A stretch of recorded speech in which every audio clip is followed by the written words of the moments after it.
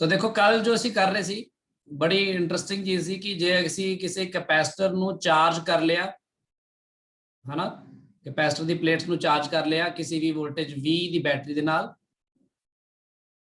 And charge ਕਰਨ ਤੋਂ ਬਾਅਦ ਲੈਟ V ਬੀ ਦਾ ਵੋਲਟੇਜ ਜਿਹਦੇ ਅਕ੍ਰੋਸ ਉਹਨੂੰ ਚਾਰਜ ਕੀਤਾ।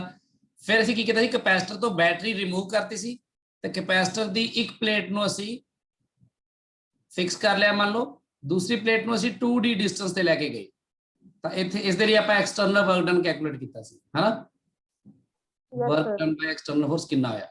ਤੇ ਆਪਾਂ ਇਹਦੇ ਵਿੱਚ ਕੀ ਦੇਖਿਆ ਸੀ, ਜਦੋਂ ਆਪਾਂ એનર્ਜੀ ਆਫ ਕੈਪੈਸਿਟਰ ਜਿਹੜੀ એનર્ਜੀ ਸਟੋਰਡ ਇਨ ਕੈਪੈਸਿਟਰ ਦੇਖਦੇ ਆ ਉੱਥੇ ਆਪਾਂ ਕੀ ਦੇਖਦੇ ਆ ਕਿ ਵੀ ਮਤਲਬ ਚਾਰਜ ਜਿਹੜਾ ਹੈ ਉਹ ਸੇਮ ਰਹਿੰਦਾ ਨਾ, Q that is Q same ਰਹੇਗਾ ਇੱਧਰ ਵੀ ਤੇ ਇੱਧਰ ਵੀ ਹੈ ਨਾ, ਪਲੇਟ ਦੇ ਉੱਪਰ ਚਾਰਜ ਸੇਮ ਰਹੇਗਾ। ਤੇ ਆਪਾਂ ਇਹ ਚ ਦੇਖਿਆ ਸੀ ਕਿ ਅਗਰ ਕੈਪੈਸਿਟੈਂਸ C ਹੈ ਇੱਥੇ ਪਰ ਕੈਪੈਸਿਟੈਂਸ ਬਦਲ ਜਾਂਦਾ ਹੈ ਜਦੋਂ ਤੁਸੀਂ ਇੱਕ ਪਲੇਟ ਨੂੰ ਦੂਸਰੀ ਪਲੇਟ ਤੋਂ ਦੂਰ ਲੈ ਕੇ ਜਾਂਦੇ ਹੋ, D ਤੋਂ 2d ਡਿਸਟੈਂਸ ਲੈ ਕੇ ਜਾਂਦੇ, ਦੈਨ ਕੈਪੈਸਿਟੈਂਸ ਬਦਲ ਜਾਂਦਾ ਹੈ, ਕੈਪੈਸਿਟੈਂਸ ਹੋ ਜਾਂਦਾ ਹੈ C/2। ਤੇ ਆਪਾਂ ਦੇਖਿਆ ਸੀ ਕਿਉਂਕਿ ਕਿਸੇ ਵੀ ਚਾਰਜ ਕੈਪੈਸਿਟਰ ਦੇ ਪਲੇਟ ਦੇ ਉੱਪਰ ਚਾਰਜ C/V ਹੁੰਦਾ ਹੈ ਤਾਂ ਇੱਥੇ ਜਿਹੜਾ ਚਾਰਜ ਹੋਣਾ ਚਾਹੀਦਾ ਉਹ ਚਾਹੀਦਾ ਹੈ C/2 ਤਾਂ ਆਪਾਂ ਦੇਖਿਆ ਸੀ ਕਿ ਇੱਥੇ ਵੋਲਟੇਜ ਜਿਹੜਾ ਹੈ ਹੁਣ ਪਹਿਲਾ ਵਰਗਾ V ਨਹੀਂ ਰਹੇਗਾ, it has to be 2V ਤਾਂ ਕਿ ਚਾਰਜ ਸੇਮ ਰਹੇ ਹੈ ਨਾ। ਇਸ ਲਈ ਜਦੋਂ ਤੁਸੀਂ એનર્ਜੀ ਦਾ ਫਾਰਮੂਲਾ ਲਗਾਓਗੇ, ਅਗਰ ਤੁਸੀਂ એનર્ਜੀ ਸਟੋਰਡ ਇਨ ਕੈਪੈਸਿਟਰ ਦਾ ਫਾਰਮੂਲਾ ਲਗਾਓਗੇ ਦੈਨ ਤੁਹਾਨੂੰ ਇੱਥੇ 2V ਕੰਸੀਡਰ ਕਰਨਾ ਪਏਗਾ, ਯਾਨੀ ਕਿ ਇੱਥੇ એનર્ਜੀ ਤੁਹਾਨੂੰ ਅਗਰ ਲਗਾਣਾ ਹੀ ਹਾਫ CV² ਦੈਨ ਤੁਸੀਂ ਹਾਫ ਇੰਟੂ C ਇੰਟੂ ਦਿਸ 2V ਹੋਲ ਸਕੁਅਰ ਕਰਨਾ ਪਏਗਾ, ਦੈਨ ਤੁਹਾਡੀ એનર્ਜੀ ਸਟੋਰਡ ਬਿਲਕੁਲ ਉਹੀ ਆਏਗੀ CV² ਜੋ ਉਸ ਤਰ੍ਹਾਂ ਆਈ ਸੀ। ਸਮਝ ਲੱਗੀ ਗੱਲ? Yes sir. એનર્ਜੀ ਸਟੋਰਡ ਜਿਹੜੀ ਹੈ ਉਹ ਹਾਫ C ਇੰਟੂ V² ਆਈ ਸੀ। ਫਿਰ ਆਪਾਂ ਗੱਲ ਕੀਤੀ ਸੀ ਕਿ ਜਿਹੜੀ ਬਾਕੀ એનર્ਜੀ ਐਕਸਟਰਾ ਕਿੱਥੋਂ ਆ ਗਈ ਇਹਦੇ ਵਿੱਚ ਹੈ ਨਾ ਕੈਪੈਸਿਟਰ ਵਿੱਚ, ਉਹ ਇਸੇ ਐਕਸਟਰਨਲ ਫੋਰਸ ਦਾ ਵਰਕ ਡਨ ਸੀ ਜਿਹਦੇ ਕਰਕੇ ਉਹ એનર્ਜੀ ਐਕਸਟਰਾ ਆਈ। ਸੋ ਆ ਮੈਂ ਤੁਹਾਨੂੰ ਜਿਵੇਂ ਕਿਹਾ ਕਿ ਸਿੱਧਾ ਹਿਸਾਬ ਆਪਾਂ ਰੱਖਾਂਗੇ। ਹੁਣ ਇਹਦੇ ਨਾਲ ਜੁੜਦੀ ਹੀ ਇੱਕ ਹੋਰ ਗੱਲ ਹੈ, ਦੂਸਰੀ ਗੱਲ ਹੈ ਕਿ ਜੇ ਤੁਸੀਂ ਬੈਟਰੀ ਨਹੀਂ ਕੱਢੀ, ਆ ਜ਼ਿਆਦਾ ਇੰਪੋਰਟੈਂਟ ਚੀਜ਼ ਹੈ ਕਿ ਅਗਰ ਤੁਸੀਂ if battery is not removed, if battery is not removed during this process, ਕਿਹੜਾ ਪ੍ਰੋਸੈਸ ਜੋ ਆਪਾਂ ਪ੍ਰੀਵੀਅਸ ਕੁਐਸਚਨ ਚ ਕੀਤਾ। ਸੋ ਪ੍ਰੀਵੀਅਸ ਕੁਐਸਚਨ ਮੈਂ ਤੇ ਲਿਖ ਦੇਣਾ, ਤੁਹਾਨੂੰ ਪਤਾ ਹੀ ਹੈ ਜੋ ਆਪਾਂ ਇਸ ਤੋਂ ਪਹਿਲਾਂ ਕਰ ਰਹੇ ਸੀ, ਠੀਕ ਹੈ, ਕੱਲ ਵਾਲਾ ਕੁਐਸਚਨ, ਪਿਛਲੇ ਲੈਕਚਰ ਵਾਲਾ question. So if battery is not removed during the process, ਯਾਨੀ ਕਿ ਬੈਟਰੀ ਅਸੀਂ ਲੱਗੀ ਰਹਿਣ ਦਈਏ, ਕਿਉਂਕਿ ਜੇ ਬੈਟਰੀ ਲੱਗੀ ਰਹਿਣ ਦਓਗੇ ਤਾਂ ਇੱਕ ਚੀਜ਼ ਹੋਏਗੀ, ਸੋਚੋ ਸਾਰੇ ਜਣੇ, ਤਾਂ ਵੋਲਟੇਜ ਜਿਹੜਾ ਉਹ 2V ਹੋ ਸਕਦਾ ਹੈ ਅਗਰ ਬੈਟਰੀ ਲੱਗੀ ਰਹੇ ਇਸ ਪ੍ਰੋਸੈਸ ਦੇ ਡਿਊਰਿੰਗ? ਨਹੀਂ ਹੋ ਸਕਦਾ ਨਾ, ਦੈਨ ਇਹ ਹੋ ਹੀ ਨਹੀਂ ਸਕਦਾ ਕਿ ਇਸ ਤਰ੍ਹਾਂ ਹੋ ਜਾਵੇ। ਸੋ ਹੁਣ ਬਹੁਤ ਧਿਆਨ ਨਾਲ ਸਮਝੋ ਕਿ ਉਹ ਇੱਥੇ ਆਪਣਾ ਵੋਲਟੇਜ, ਕਿਉਂਕਿ ਇੱਥੇ ਚਾਰਜ ਸੇਮ ਰਹਿਣਾ ਸੀ ਪਿਛਲੇ ਕੇਸ ਦੇ ਵਿੱਚ ਹੈ ਨਾ, ਚਾਰਜ ਸੇਮ ਰਹਿਣਾ ਸੀ, ਇਸ ਲਈ ਵੋਲਟੇਜ ਡਬਲ ਹੋ ਗਿਆ, ਕੈਪੈਸਿਟੈਂਸ ਵੀ ਹਾਫ ਹੋ ਗਿਆ। ਪਰ ਜਦੋਂ ਤੁਸੀਂ ਇਸ ਤਰ੍ਹਾਂ ਕਰੋਗੇ ਕਿ ਬੈਟਰੀ ਲਗਾ ਕੇ ਰੱਖੋਗੇ ਦੈਨ ਕੀ ਹੋਏਗਾ। ਸੋ ਆਪਾਂ ਇੱਕ ਕੁਐਸਚਨ ਬਣਾ ਲੈਣੇ ਇਹਨੂੰ, that in the previous question,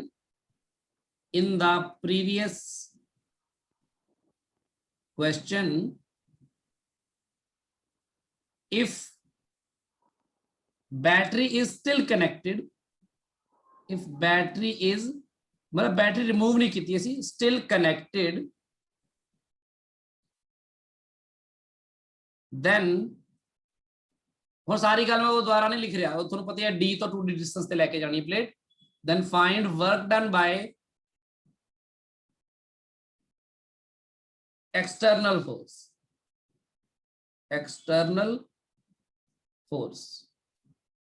ਠੀਕ ਹੈ ਜੀ। ਗੱਲ ਕੁਐਸਚਨ ਦਾ ਪਤਾ ਲੱਗ ਗਿਆ ਨਾ ਸਾਰਿਆਂ ਨੂੰ ਕੀ ਹੈ? ਕੁਐਸਚਨ ਇਹ ਹੈ ਕਿ ਇੱਥੇ ਆਪਣੇ ਕੋਲ ਕੈਪੈਸਿਟਰ ਹੈ, ਉਸ ਕੈਪੈਸਿਟਰ ਦੀ ਪਲੇਟਸ ਦੇ ਵਿੱਚ ਡਿਸਟੈਂਸ D ਹੈ, ਕੈਪੈਸਿਟਰ ਦਾ ਕੈਪੈਸਿਟੈਂਸ C ਹੈ ਮੰਨ ਲਓ, ਤੇ ਆਪਾਂ ਇੱਥੇ ਇਸ ਨੂੰ ਬੈਟਰੀ ਨਾਲ ਅਟੈਚ ਕਰਦੇ ਹਾਂ, ਬੈਟਰੀ ਦਾ ਵੋਲਟੇਜ V ਹੈ ਇਸ ਤਰ੍ਹਾਂ। ਹੁਣ ਤੁਹਾਨੂੰ ਪਤਾ ਹੋਏਗਾ ਕਿ ਜਿਵੇਂ ਹੀ ਤੁਸੀਂ ਇਸ ਸਵਿਚ ਨੂੰ ਔਨ ਕਰੋਗੇ ਤਾਂ ਬੈਟਰੀ ਵਿੱਚੋਂ ਚਾਰਜ ਨਿਕਲੇਗਾ Q, that will be equal to CV, ਹੈ ਨਾ? Yes sir. एंड क्योंकि पर कैपेसिटर खाली सी, नहीं तो देखो सीवी नहीं निकलता, ਤੁਹਾਨੂੰ ਪਤਾ ਹੈ ਇਹ ਗੱਲ ਆਪਾਂ ਕਰ ਚੁੱਕੇ ਹਾਂ ਸਾਰੀ, है ना। तो ਇਹਦੇ ਉੱਪਰ ਪੋਜ਼ਿਟਿਵ ਚਾਰਜ ਆਏਗਾ, ਉਹ ਪੋਜ਼ਿਟਿਵ ਚਾਰਜ ਹੋਏਗਾ ਮੰਨ ਲਓ ਸੀਵੀ, ਤੇ ਇੱਥੇ ਆਏਗਾ 네ਗੇਟਿਵ ਚਾਰਜ, ਉਹ 네ਗੇਟਿਵ ਵਿੱਚ ਹੋਏਗਾ ਸੀਵੀ, है ना। ਤੇ ਹੁਣ ਆਪਾਂ ਇਸ ਨੂੰ ਲੱਗਿਆ ਰਹਿਣ ਦੇਵਾਂਗੇ बैटरी ਨੂੰ ਹਿਲਾ ਨਹੀਂ ਰਹੇ ਆਪਾਂ, ਇਸ बैटरी ਨੂੰ ਕੱਢ ਨਹੀਂ ਰਹੇ, ਤੇ ਆਪਾਂ ਇਹੀ ਕੰਮ ਨੂੰ ਹੁਣ ਕਰਨ ਜਾ ਰਹੇ ਹਾਂ ਕਿ ਆਪਾਂ ਫਿਰ ਉਹੀ ਕੈਪੈਸਿਟਰ ਦੀ ਪਲੇਟ ਹੈ, ਇਹਦੇ ਉੱਪਰ ਆਲਰੇਡੀ ਚਾਰਜ ਹੈਗਾ ਮੰਨ ਲਓ ਜਿਹੜਾ ਸੀਵੀ, ਪਰ ਮੈਂ ਹੁਣ ਇਹਨੂੰ ਹਿਲਾ ਦਿੰਦਾ ਹਲੇ ਫਿਲਹਾਲ। ਮੈਂ ਕਹਿ ਰਿਹਾ ਕਿ ਇਧਰੋਂ ਇੱਧਰ ਲਿਆਏ ਆਪਾਂ ਕੈਪੈਸਿਟਰ ਦੀ ਪਲੇਟ ਨੂੰ, ਦੂਜੀ ਨੂੰ ਦੂਰ ਲੈ ਕੇ ਗਏ, ਇੱਕ ਨੂੰ ਫਿਕਸ ਕਰ ਲਿਆ ਮੰਨ ਲਓ, ਤੇ ਆਪਣੇ ਕੋਲ ਜਿਹੜਾ ਡਿਸਟੈਂਸ ਕਿੰਨਾ ਆਇਆ 2d। ਤੇ ਇਸ ਪ੍ਰੋਸੈਸ ਦੇ ਡਿਊਰਿੰਗ ਜਦੋਂ ਇਹਨੂੰ ਐਫ ਐਕਸਟਰਨਲ ਨਾਲ ਤੁਸੀਂ ਖਿੱਚ ਰਹੇ ਸੀ, ਉਸ ਡਿਊਰਿੰਗ ਨਾਲ ਦੀ ਨਾਲ ਆ ਬੈਟਰੀ ਲੱਗੀ ਹੀ ਹੋਈ ਸੀ, ਬੈਟਰੀ ਹਲੇ ਆਪਾਂ ਹਿਲਾਈ ਨਹੀਂ ਸੀ, ਉੱਥੋਂ ਹਟਾਈ ਨਹੀਂ ਸੀ, ਤਾਂ ਕੀ ਹੋਏਗਾ ਸੋਚੋ। ਦੇਖੋ ਇੱਕ ਗੱਲ ਯਾਦ ਰੱਖਿਓ, ਜਦੋਂ ਬੈਟਰੀ ਹਟਾ ਲਈ ਤਾਂ ਚਾਰਜ ਸੇਮ ਰਹਿੰਦਾ ਹੈ, ਹਨਾ। ਵੋਲਟੇਜ ਨੂੰ ਮੇਨਟੇਨ ਕਰਨਾ ਪੈਂਦਾ ਹੈ ਆਪਾਂ ਨੂੰ, ਪਰ ਜਦੋਂ ਆਪਾਂ ਬੈਟਰੀ ਲਾਈ ਰੱਖੀ ਆ ਤਾਂ ਵੋਲਟੇਜ ਸੇਮ ਰਹਿੰਦਾ ਆ, ਤੇ ਵੋਲਟੇਜ ਸੇਮ ਰੱਖਣ ਲਈ ਸਾਨੂੰ ਚਾਰਜ ਨੂੰ ਮੇਨਟੇਨ ਕਰਨਾ ਪਏਗਾ। ਹੁਣ ਚਾਰਜ ਸੇਮ ਨਹੀਂ ਨਾ ਰਹੇਗਾ, ਕਿਉਂਕਿ ਚਾਰਜ ਦੇਖੋ ਤਾਰਾਂ ਜੁੜੀਆਂ ਹੋਈਆਂ ਨੇ ਦੋਨੋਂ ਪਾਸੋਂ, ਤੇ ਚਾਰਜ ਇਧਰੋਂ ਉਧਰ ਜਾਣ ਲਈ ਆਜ਼ਾਦ ਹੈ, ਹਨਾ।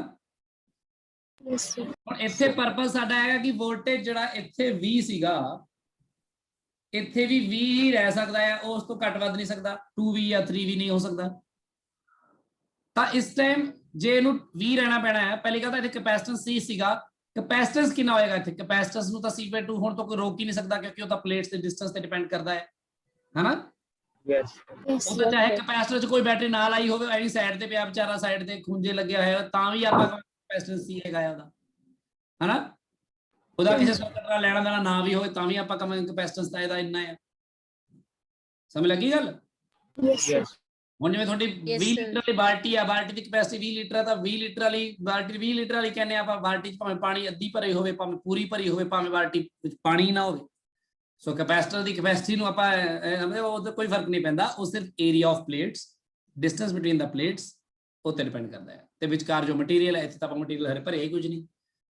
ਸੋ ਇੱਥੇ ਕੈਪੈਸਿਟੈਂਸ C/2 ਹੋ ਗਿਆ, ਪੱਕੀ ਗੱਲ ਹੈ। ਤਾਂ ਤੁਸੀਂ ਮੈਨੂੰ ਦੱਸੋ, ਜੇ ਕੈਪੈਸਿਟੈਂਸ C/2 ਹੋ ਗਿਆ ਤੇ ਵੋਲਟੇਜ 20 ਹੀ ਰਹਿਣਾ ਜ਼ਰੂਰੀ ਹੈ ਕਿਉਂਕਿ ਬੈਟਰੀ ਹੈ, ਤਾਂ ਇਸ ਦੀ ਇਸ ਪਲੇਟ ਤੇ ਚਾਰਜ ਕਿੰਨਾ ਹੋਏਗਾ ਦੱਸੋ। Q/2 ਪਲੱਸ CV/2 ਨਾ,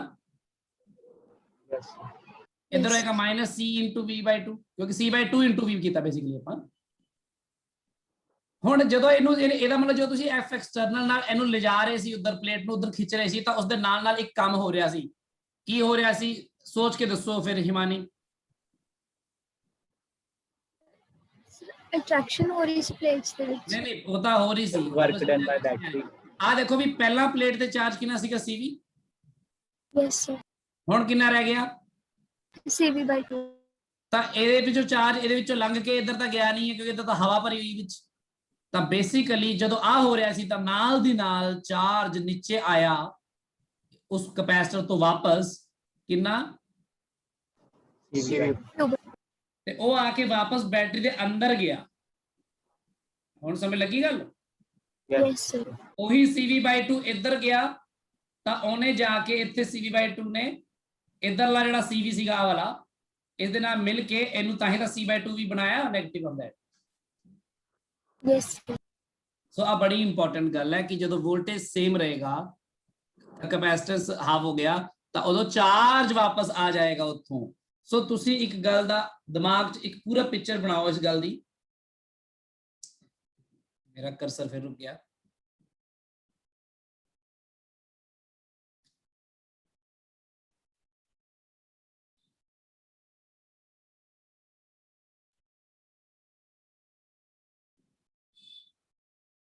ਚਲੋ ਸੋ ਤੁਸੀਂ ਇਹ ਪਿਕਚਰ ਬਣਾਓ ਕਿ ਜਿਹੜਾ ਇਹ 'ਚ ਚਾਰਜ ਹੁੰਦਾ ਹੈ, ਇਹ ਪੱਕਾ ਲਿਖ ਲਓ, ਕੈਪੈਸਿਟੈਂਸ ਹੁੰਦਾ ਆ ਤੇ ਵੋਲਟੇਜ ਹੁੰਦਾ ਹੈ। ਕੈਪੈਸਿਟੈਂਸ ਤਾਂ ਆਪਣਾ ਜਦੋਂ ਆਪਾਂ ਪਲੇਟਸ ਦੇ ਵਿੱਚ ਡਿਸਟੈਂਸ ਵਧਾਵਾਂਗੇ ਘਟਾਵਾਂਗੇ ਤਾਂ C ਬਦਲੇਗਾ ਹੀ, ਉਸ ਅਕੋਰਡਿੰਗ ਤੁਹਾਨੂੰ ਬਦਲਣਾ ਆਉਂਦਾ, ਬਹੁਤ ਸੌਖਾ ਹੈ। ਐਪਸਿਲਨ A/D ਵਿੱਚ ਤੁਸੀਂ A ਤੇ D ਦੀ ਵੈਲਿਊ ਪੁੱਟ ਕਰੋ ਤਾਂ ਕੈਪੈਸਿਟੈਂਸ ਮਿਲ ਜਾਂਦਾ ਹੈ। ਜਿਹੜਾ ਚਾਰਜ ਉਹ ਸੇਮ ਉਦੋਂ ਰਹਿੰਦਾ ਹੈ ਜਦੋਂ ਬੈਟਰੀ ਰਿਮੂਵ ਕਰ ਲੈਂਦੇ ਆਪਾਂ, ਹਨਾ।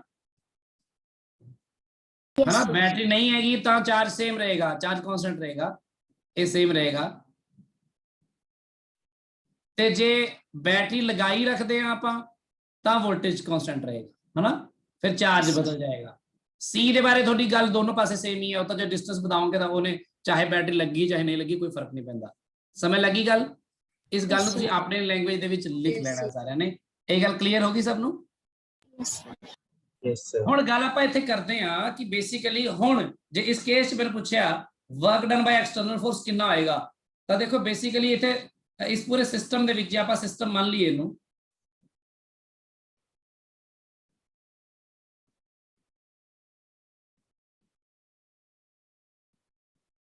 एक मिनट अगले पेज दे करते हैं।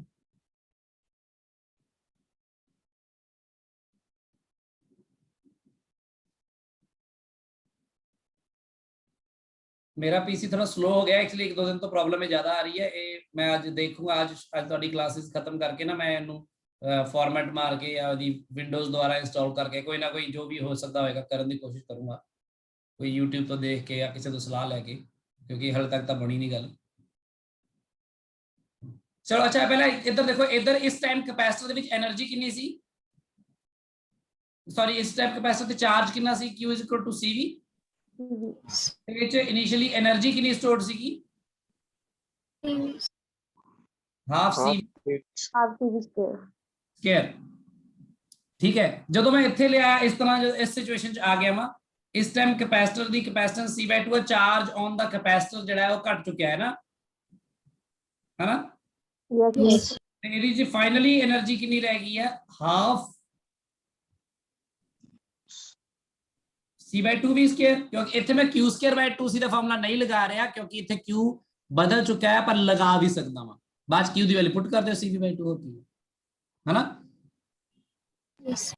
ठीक है, सो इस जगह ਤੇ ਆਪਾਂ ਕਹਿ ਰਵਾਂਗੇ V ਸੇਮ ਰਿਹਾ ਤੇ ਫਾਈਨਲ ਆਪਣੀ એનર્ਜੀ ਆ ਰਹੇਗੀ। ਇਹ ਕੈਪੈਸਿਟਰ ਦੇ ਬਾਰੇ ਤਾਂ ਤੁਹਾਨੂੰ ਪਤਾ ਲੱਗ ਗਿਆ ਕਿ ਕੈਪੈਸਿਟਰ 'ਚ એનર્ਜੀ 'ਚ ਵਧੀ ਹੈ ਕਿ ਘਟੀ ਹੈ, ਘਟ ਗਈ ਨਾ, ਹਾਂ ਘਟ ਗਈ। ਸੋ ਬੇਸਿਕਲੀ ਹੋਇਆ ਕੀ ਹੁਣ, ਜੇ ਮੈਂ ਕਹਾਂ loss of energy of capacitor ਕਿੰਨੀ ਹੋਈ ਆ, ਤਾਂ ਉਹ ਤੁਸੀਂ ਦੇਖ ਸਕਦੇ ਹੋ ਕਿੰਨੀ ਲਾਸ ਹੋਈ ਹੈ, CV²/4 ਲਾਸ ਹੋਈ ਹੈ ਨਾ। Yes. क्योंकि पहला CV²/2 ਸੀਗੀ, ਬਾਅਦ ਚ CV²/4 ਹੋ ਗਈ, ਤਾਂ ਬੇਸਿਕਲੀ ਇਹ CV²/4 ਦੀ ਘਟ ਗਈ એનર્ਜੀ, ਹੈਨਾ।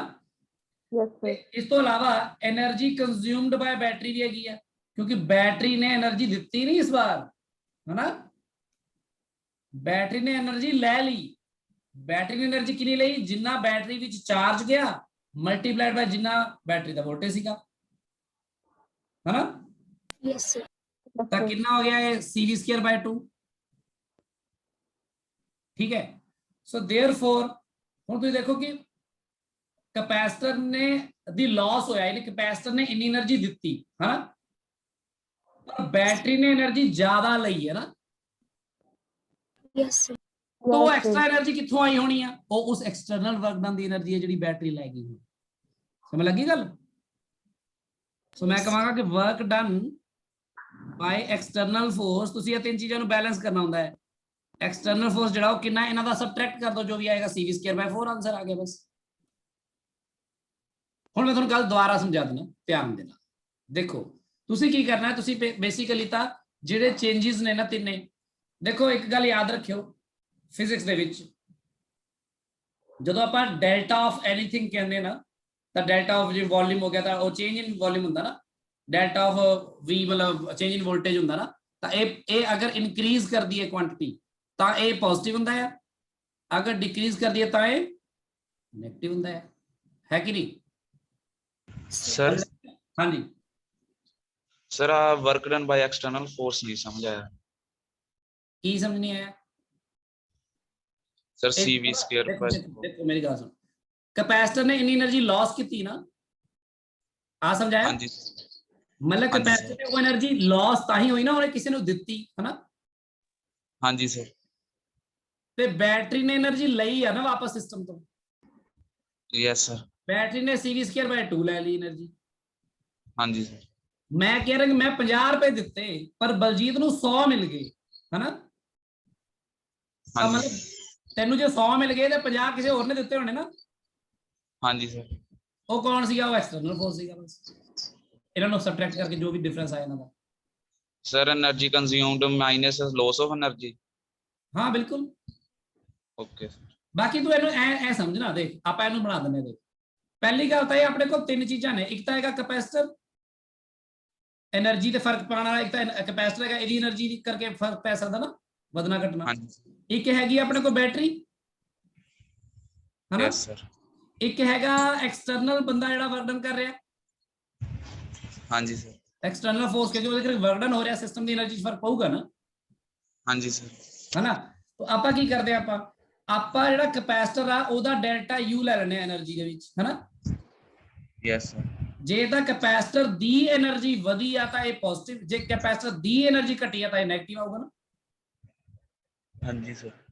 ਜੇ ਬੈਟਰੀ ਨੇ એનર્ਜੀ ਲਈ ਆ ਸਿਸਟਮ ਤੋਂ, ਮਤਲਬ ਫਿਰ ਡੈਲਟਾ ਈ ਪੋਜ਼ਿਟਿਵ ਆਊਗਾ ਨਾ। ਹਾਂਜੀ ਸਰ। ਡੈਲਟਾ ਈ ਵੀ, ਹਨਾ? ਤੇ ਜੇ ਬੈਟਰੀ ਨੇ એનર્ਜੀ ਦਿੱਤੀ ਤਾਂ ਬੈਟਰੀ ਜੇ ਤਾਂ ਘਟ ਗਈ ਤਾਂ ਡੈਲਟਾ ਈ ਨੈਗੇਟਿਵ ਆਊਗਾ। ਹਾਂਜੀ ਸਰ। ਕਿਉਂਕਿ ਮੈਂ એનર્ਜੀ ਦੇ ਦੂੰਗਾ ਤਾਂ ਮੇਰੀ ਤਾਂ ਨੈਗੇਟਿਵ ਹੋਗੀ ਨਾ, ਮੇਰਾ ਚੇਂਜ ਨੈਗੇਟਿਵ ਹੋ ਗਿਆ ਨਾ। ਮੈਂ ਤਾਂ ਦਿੱਤੀ, ਮੈਂ ਕੰਮ ਕੀਤਾ, ਮੈਂ ਥੱਕ ਗਿਆ ਤਾਂ ਇਹ ਤਾਂ ਥੱਕ ਗਿਆ। ਸੋ ਬੈਟਰੀ ਕੀ એનર્ਜੀ ਦੇ ਰਹੀ। ਹੁਣ ਮੈਂ ਜੇ ਬੈਠਾ ਮੈਂ ਖਾ ਰਿਹਾ ਬ੍ਰੈਡ ਪਕੌੜੇ, એનર્ਜੀ ਲੈ ਰਿਹਾ ਨਾ। ਹਾਂਜੀ ਸਰ। ਉਹ ਬੈਟਰੀ ਨੇ ਕੀ ਕੀਤਾ, ਇਹਦੇ ਪਕੌੜੇ ਖਾਦੇ ਆ, ਉਹ ਜਿਹੜਾ ਉੱਪਰੋਂ ਆਏ, ਜਿਹੜਾ ਚਾਰਜ CV/2 ਆਇਆ ਉਹਦੇ ਕੋਲ ਵਾਪਸ। ਸਮਝ ਲੱਗੀ ਗੱਲ? ਹਾਂਜੀ ਸਰ। ਸੋ ਐਕਸਟਰਨਲ ਫੋਰਸ ਦਾ ਵਰਕ ਡਨ ਆਪਾਂ ਇੱਥੋਂ ਕੱਢਾਂਗੇ, ਐਕਸਟਰਨਲ ਫੋਰਸ ਦੇ ਕਰਕੇ ਜਿਹੜਾ ਵਰਕ ਡਨ ਹੈ ਉਹ ਵਧੇਗਾ ਘਟੇਗਾ। ਹੁਣ ਆਪਾਂ ਦੇਖਦੇ ਹਾਂ, ਹੁਣ ਇੱਥੇ ਆਪਾਂ ਕੀ ਕਰਦੇ ਆ, ਆਪਾਂ ਸਿੰਪਲ ਜੀ ਇਕੁਏਸ਼ਨ ਲਿਖਣੀ ਆ ਵੀ delta U of the capacitor plus delta E of the battery, ਤੇ ਜਿਹੜਾ ਵਰਕ ਡਨ ਹੈਗਾ ਬਾਈ ਐਕਸਟਰਨਲ ਫੋਰਸ ਆ, ਹਨਾ? ਤੇ ਵਰਕ ਡਨ ਬਾਈ ਐਕਸਟਰਨਲ ਫੋਰਸ ਨੂੰ ਆਪਾਂ ਐਂ ਲਿਖਦੇ ਆ that basically external force ਕੋਈ ਲਾ ਰਿਹਾ ਜੋ ਬੰਦਾ, ਉਸ ਬੰਦੇ ਦੀ ਆਪਾਂ એનર્ਜੀ ਦੀ ਗੱਲ ਕਰਦੇ ਆ। Delta E of the person, ਜਿਹੜਾ ਬੰਦਾ એનર્ਜੀ ਲਗਾ ਰਿਹਾ ਸੀ, ਜਿਹੜਾ ਵਰਕ ਡਨ ਕਰ ਰਿਹਾ ਸੀ, ਇਜ਼ ਇਕੁਅਲ ਟੂ 0 ਹੋਏਗਾ ਨਾ। ਟੋਟਲ ਸਮ ਵੀ ਜਿਹਨੇ ਕਿਸੇ ਨੇ ਦਿੱਤੀ ਹੋਣੀ, ਕਿਸੇ ਨੇ ਲਈ ਹੋਣੀ, ਜਿੰਨਾ ਕਿਸੇ ਦਾ ਲਾਸ ਹੋਇਆ ਤਾਂ ਜਿੰਨਾ ਕਿਸੇ ਦਾ ਗੇਨ ਹੋਇਆ ਬਰਾਬਰ ਹੋਣਾ ਚਾਹੀਦਾ ਨਾ। Yes. ਹਾਂਜੀ ਸਰ। ਠੀਕ ਹੈ ਨਾ? ਇਹਨੂੰ ਤੁਸੀਂ ਐ ਸਮਝੋ,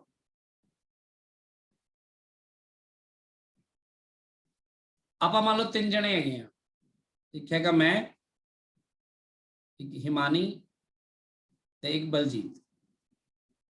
ਮੰਨ ਲਓ ਜਸਟ ਵੈਸੇ एग्जांपल ले रहे हैं, मेरे को है 50 रुपए, हिमानी को है 100 रुपए, बलजीत को है 80 रुपए।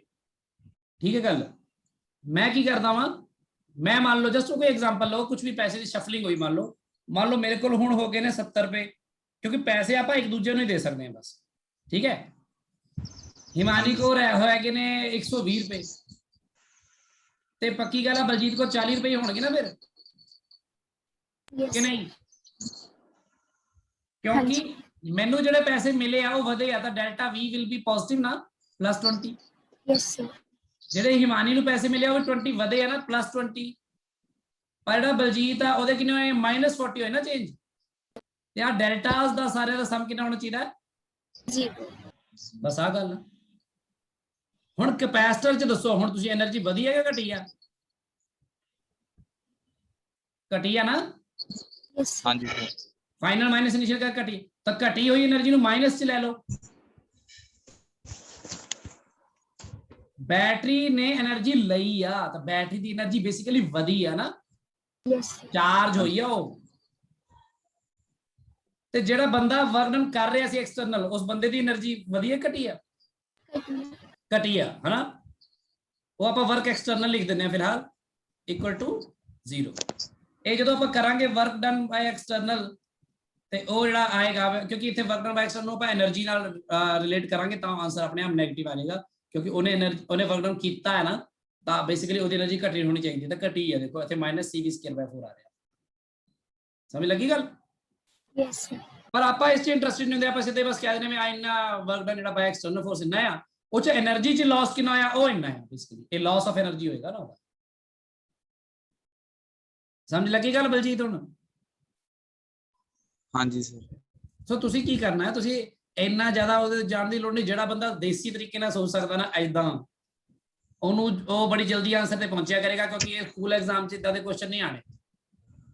ਹਾਂਜੀ ਮੋਸਟ ਇਹ ਥੋੜਾ ਕੰਪੀਟੀਸ਼ਨ ਜਾਣੇ, ਤਾਂ ਜਿਹੜਾ ਬੰਦਾ ਦੇਸੀ ਤਰੀਕੇ ਨਾਲ ਸੋਚੂਗਾ ਉਹ ਬੰਦਾ ਕੱਢ ਕੇ ਪਰੇ ਮਾਰੂਗਾ, ਉਹ ਕਹੂਗਾ ਕਪੈਸਿਟਰ ਚ ਕਿੰਨੀ ਸੀ, ਇੰਨੀ ਸੀ, ਹੁਣ ਇੰਨੀ ਹੋ ਗਈ, ਅੱਛਾ ਇੰਨੀ ਵੱਧ ਗਈ। ਬੈਟਰੀ ਚ ਇੰਨੀ ਸੀ, ਬੈਟਰੀ ਨੇ ਇੰਨੀ ਦਿੱਤੀ, ਹਨਾ, ਬੈਟਰੀ ਦੀ ਘਟ ਗਈ। ਹੁਣ ਜਿੰਨੀ ਬੈਟਰੀ ਦੀ ਘਟ ਗਈ, ਜੇ ਉਨੀ ਹੀ ਕਪੈਸਿਟਰ ਦੀ ਵਧੀ, ਫਿਰ ਤਾਂ ਮੈਂ ਕਹਿ ਦੂੰਗਾ ਐਕਸਟਰਨਲ ਫੋਰਸ ਦਾ ਕੋਈ ਵਰਡਨ ਨਹੀਂ ਹੋਣਾ। ਹਨਾ, ਪਰ ਜੇ ਕਪੈਸਿਟਰ ਦੀ ਵਧੀ ਆ, ਮੰਨ ਲਓ 10 ਜਾਊਲ, ਜਾਊਲ ਚ ਲੈ ਰਿਹਾ ਐਗਜ਼ਾਮਪਲ, ਬੈਟਰੀ ਨੇ ਦਿੱਤੀ ਸੀ 25 ਜਾਊਲ, ਹਨਾ, ਹਾਂਜੀ ਸਰ, ਤਾਂ ਮਤਲਬ ਕਿ 15 ਜਾਊਲ ਇੱਥੇ ਐਕਸਟਰਨਲ ਵਰਕ ਡਨ ਹੋਇਆ ਵਾ। ਲੱਗ ਜੂਗਾ ਨਾ ਅੰਦਾਜ਼ਾ। ਹਾਂਜੀ, ਤੇ ਉਹ ਵਰਕ ਡਨ ਐਵੇਂ ਹੋ ਸਕਦਾ ਕਿ ਡਿਸਟੈਂਸ ਦੀ ਘਟ ਰਿਹਾ ਹੋਵੇ, ਜੇ ਡਿਸਟੈਂਸ ਦੀ ਘਟ ਰਿਹਾ ਹੋਊਗਾ ਐਕਸਟਰਨਲ ਫੋਰਸ ਦੇ ਅੰਡਰ, ਤਾਂ ਵਰਕ ਡਨ ਨੈਗੇਟਿਵ ਆਊਗਾ ਤੇ ਉਹ ਚ એનર્ਜੀ ਗੇਨ ਹੋਊਗੀ ਫਿਰ ਉਹਦੀ। ਸਰ ਉੱਤੇ ਫਿਰ ਸਰ ਆਪਾਂ ਮਾਈਨਸ ਸਾਈਨ ਤਾਂ ਪਾਇਆ ਨਹੀਂ। ਹੁਣ ਭਰਾਵਾ ਲਾਸ ਲਿਖਤਾ ਨਾ, ਜੇ ਲਿਖੀ ਲਾਸ ਦਿੱਤਾ ਨਾ ਫੇਰ ਨਹੀਂ ਪਾਣਾ, ਜੇ ਮੈਂ ਚੇਂਜ ਲਿਖ ਦਵਾਂ ਫੇਰ ਪਾਉਂਗਾ। Okay sir. ਜੇ ਮੈਂ ਚੇਂਜ ਲਿਖ ਦਵਾਂ ਇੱਥੇ ਤਾਂ ਮੈਂ ਕਰੂੰਗਾ, ਕੰਜ਼ਿਊਮਡ ਲਿਖਤਾ ਤਾਂ ਫਿਰ ਪਲੱਸ ਜਾਂ ਮਾਈਨਸ ਪਾਉਣ ਦੀ ਲੋੜ ਨਹੀਂ। Okay sir. ਆ ਜਿਹੜਾ ਸ਼ਬਦ ਲਿਖਤਾ ਨਾ ਲਾਸ, ਹਾਂਜੀ ਸਰ। ਮਤਲਬ ਜੇ ਮੈਂ ਕਿਸੇ ਨੂੰ ਕਹਿ ਦੇਵਾਂ ਨਾ ਕਿ ਮੈਨੂੰ ਯਾਰ 100 ਰੁਪਏ ਦਾ ਘਾਟਾ ਪੈ ਗਿਆ ਕਿਸੇ ਚੀਜ਼ 'ਚ, ਤਾਂ ਗੱਲ ਖਤਮ ਆ। ਜੇ ਮੈਂ ਕਹਾਂ ਕਿ ਮੈਨੂੰ -100 ਦਾ ਘਾਟਾ ਪੈ ਗਿਆ, ਇਹਦਾ ਮਤਲਬ ਪਤਾ ਪੁੱਠਾ ਸਮਝੂਗਾ ਉਹ। -100 ਦਾ ਘਾਟੇ ਦਾ ਮਤਲਬ ਕਿ ਘਾਟਾ ਨੈਗੇਟਿਵ 'ਚ ਆ, ਮਤਲਬ ਕਿ ਇਹ ਵਾਧਾ ਹੋਇਆ ਅਸਲ ਵਿੱਚ। ਸਮਝ ਲੱਗੀ ਗੱਲ? ਹਾਂਜੀ। ਸੋ ਆਹ ਗੱਲ ਹੁੰਦੀ ਹੈ, ਬਸ ਪਲੱਸ ਮਾਈਨਸ ਨੂੰ ਉਹਦੇ ਨਾਲ ਰਿਲੇਟ ਕਰਕੇ ਸਮਝੋ। ਕਲੀਅਰ ਹੈ ਗੱਲ ਸਾਰਿਆਂ ਨੂੰ? Yes, sir. ਸੋ ਇਹ ਸਮਝ ਕੇ ਚੱਲਿਓ, ਦੇਸੀ ਤਰੀਕੇ ਨਾਲ ਹੀ ਜਿੰਨਾ ਸੋਚੋਗੇ ਉਨਾ ਤੇਜ਼ ਆਨਸਰ ਕਰੋਗੇ। ਬਹੁਤੀ ਇਕੁਏਸ਼ਨਾਂ ਬਣਾਉਣ ਦੇ ਉਹਦੇ ਚੱਕਰ 'ਚ ਮਤਲਬ ਪੈ ਜਾਓ ਸ਼ੁਰੂ ਵਿੱਚ, ਠੀਕ ਹੈ, ਪਰ ਫਿਰ ਵੀ ਤੁਹਾਡਾ ਟੀਚਾ ਉਹੀ ਹੋਣਾ ਚਾਹੀਦਾ ਵੀ ਤੁਸੀਂ ਬਿਲਕੁਲ ਉਹ ਗੱਲ ਸਿੱਖਣੀ ਹੈ ਵੀ ਜਿਹੜੀ ਤੇਜ਼ੀ ਨਾਲ ਕੰਮ ਕਰ ਸਕੋ।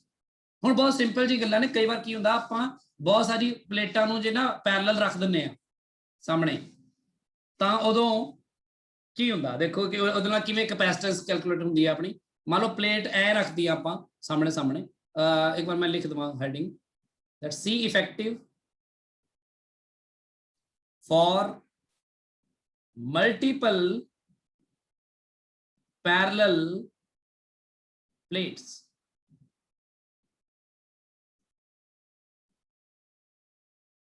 ठीक है, ਇਹਦਾ ਕੀ ਮਤਲਬ ਹੈ? ਦੇਖੋ ਇਹਦਾ ਮਤਲਬ ਇਹ ਹੈ ਕਿ ਮੰਨ ਲਓ ਤੁਹਾਡੇ ਕੋਲ ਇੱਕ ਪਲੇਟ ਹੈ ਇੱਥੇ,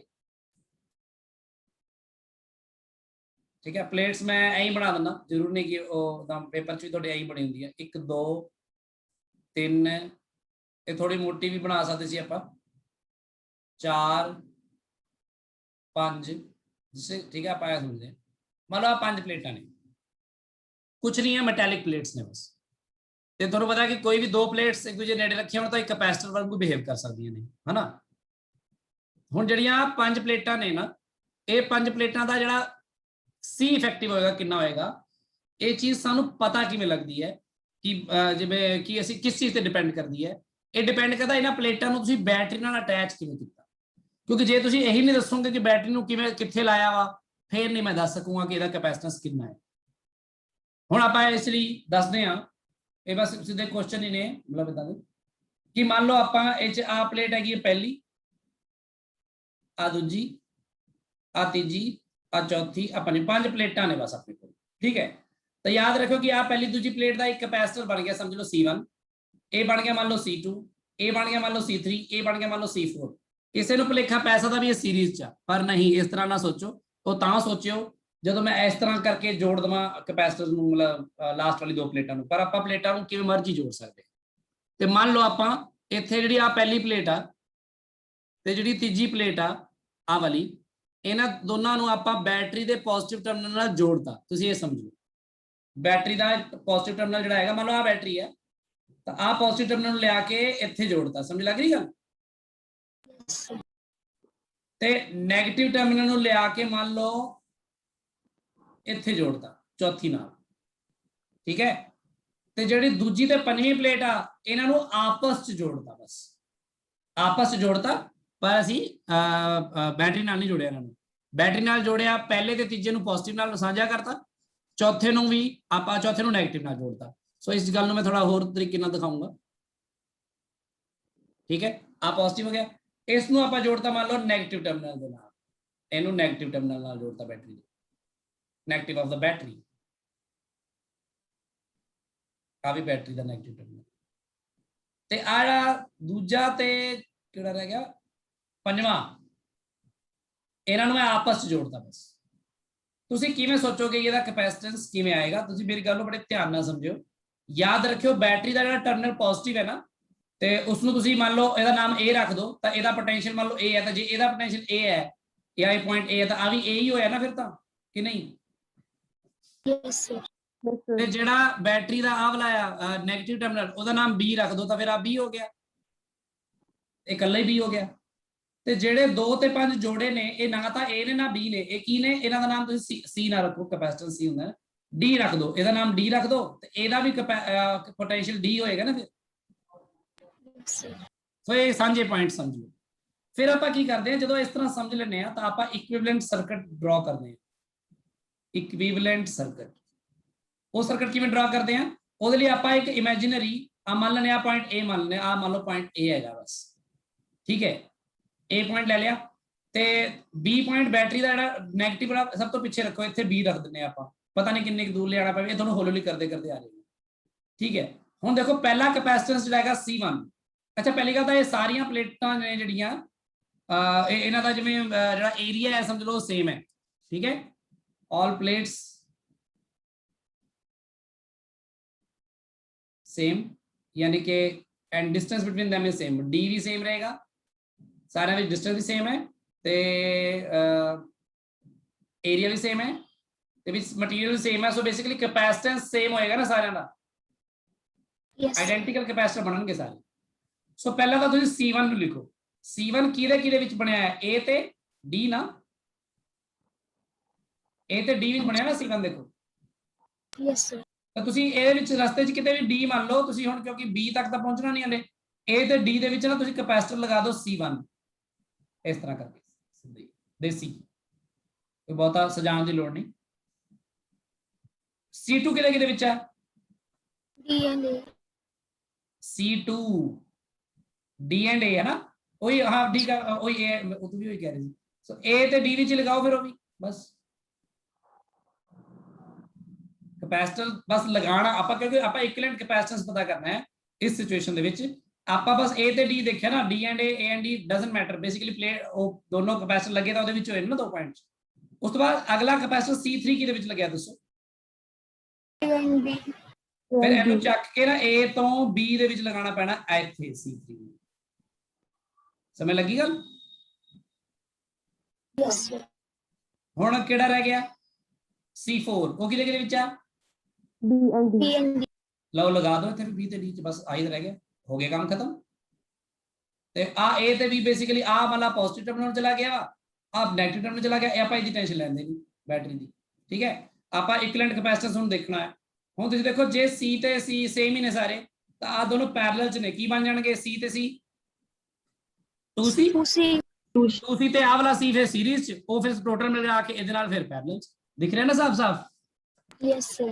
तो बस ਇਹਨੂੰ ਕਰ ਲਿਓ ਆਪਣੇ ਆਪ। ਤੇ ਜਿਹੜਾ epsilon not A by D C the value ਹੈਗੀ ਆ, ਉਹ ਬਾਅਦ ਚਾਹੇ ਪੁੱਟ ਕਰਕੇ ਆਨਸਰ ਦੇ ਦਿਓ, ਜੇ ਉਸ ਫਾਰਮ ਚ ਆਨਸਰ ਦਿੱਤਾ ਹੋਵੇ ਤਾਂ ਹੋ ਜਾਊਗਾ ਨਾ। Yes, sir. ਬਹੁਤ ਸੌਖੇ ਹੈ ਕੁਐਸਚਨ ਹੈ। ਬਸ ਇੱਕ ਹੋਰ ਕੁਐਸਚਨ ਇਸ ਤਰ੍ਹਾਂ ਦੇਖੋ, ਜਿਵੇਂ ਮੰਨ ਲਓ ਆਪਣੇ ਕੋਲ ਹੁਣ ਪਲੇਟਾਂ ਨੇ 6 ਪਲੇਟਾਂ ਨੇ, ਮੰਨ ਲਓ ਇਦਾਂ 1 2 ਸੇਮ ਡਿਸਟੈਂਸ ਤੇ ਰੱਖ ਰਿਹਾ ਮੈਂ, 3 4 5 6 ਤੇ ਸਭ ਦਾ ਡਿਸਟੈਂਸ ਵੀ ਸੇਮ ਹੈ ਤੇ ਏਰੀਆ ਵੀ ਸੇਮ ਹੈ।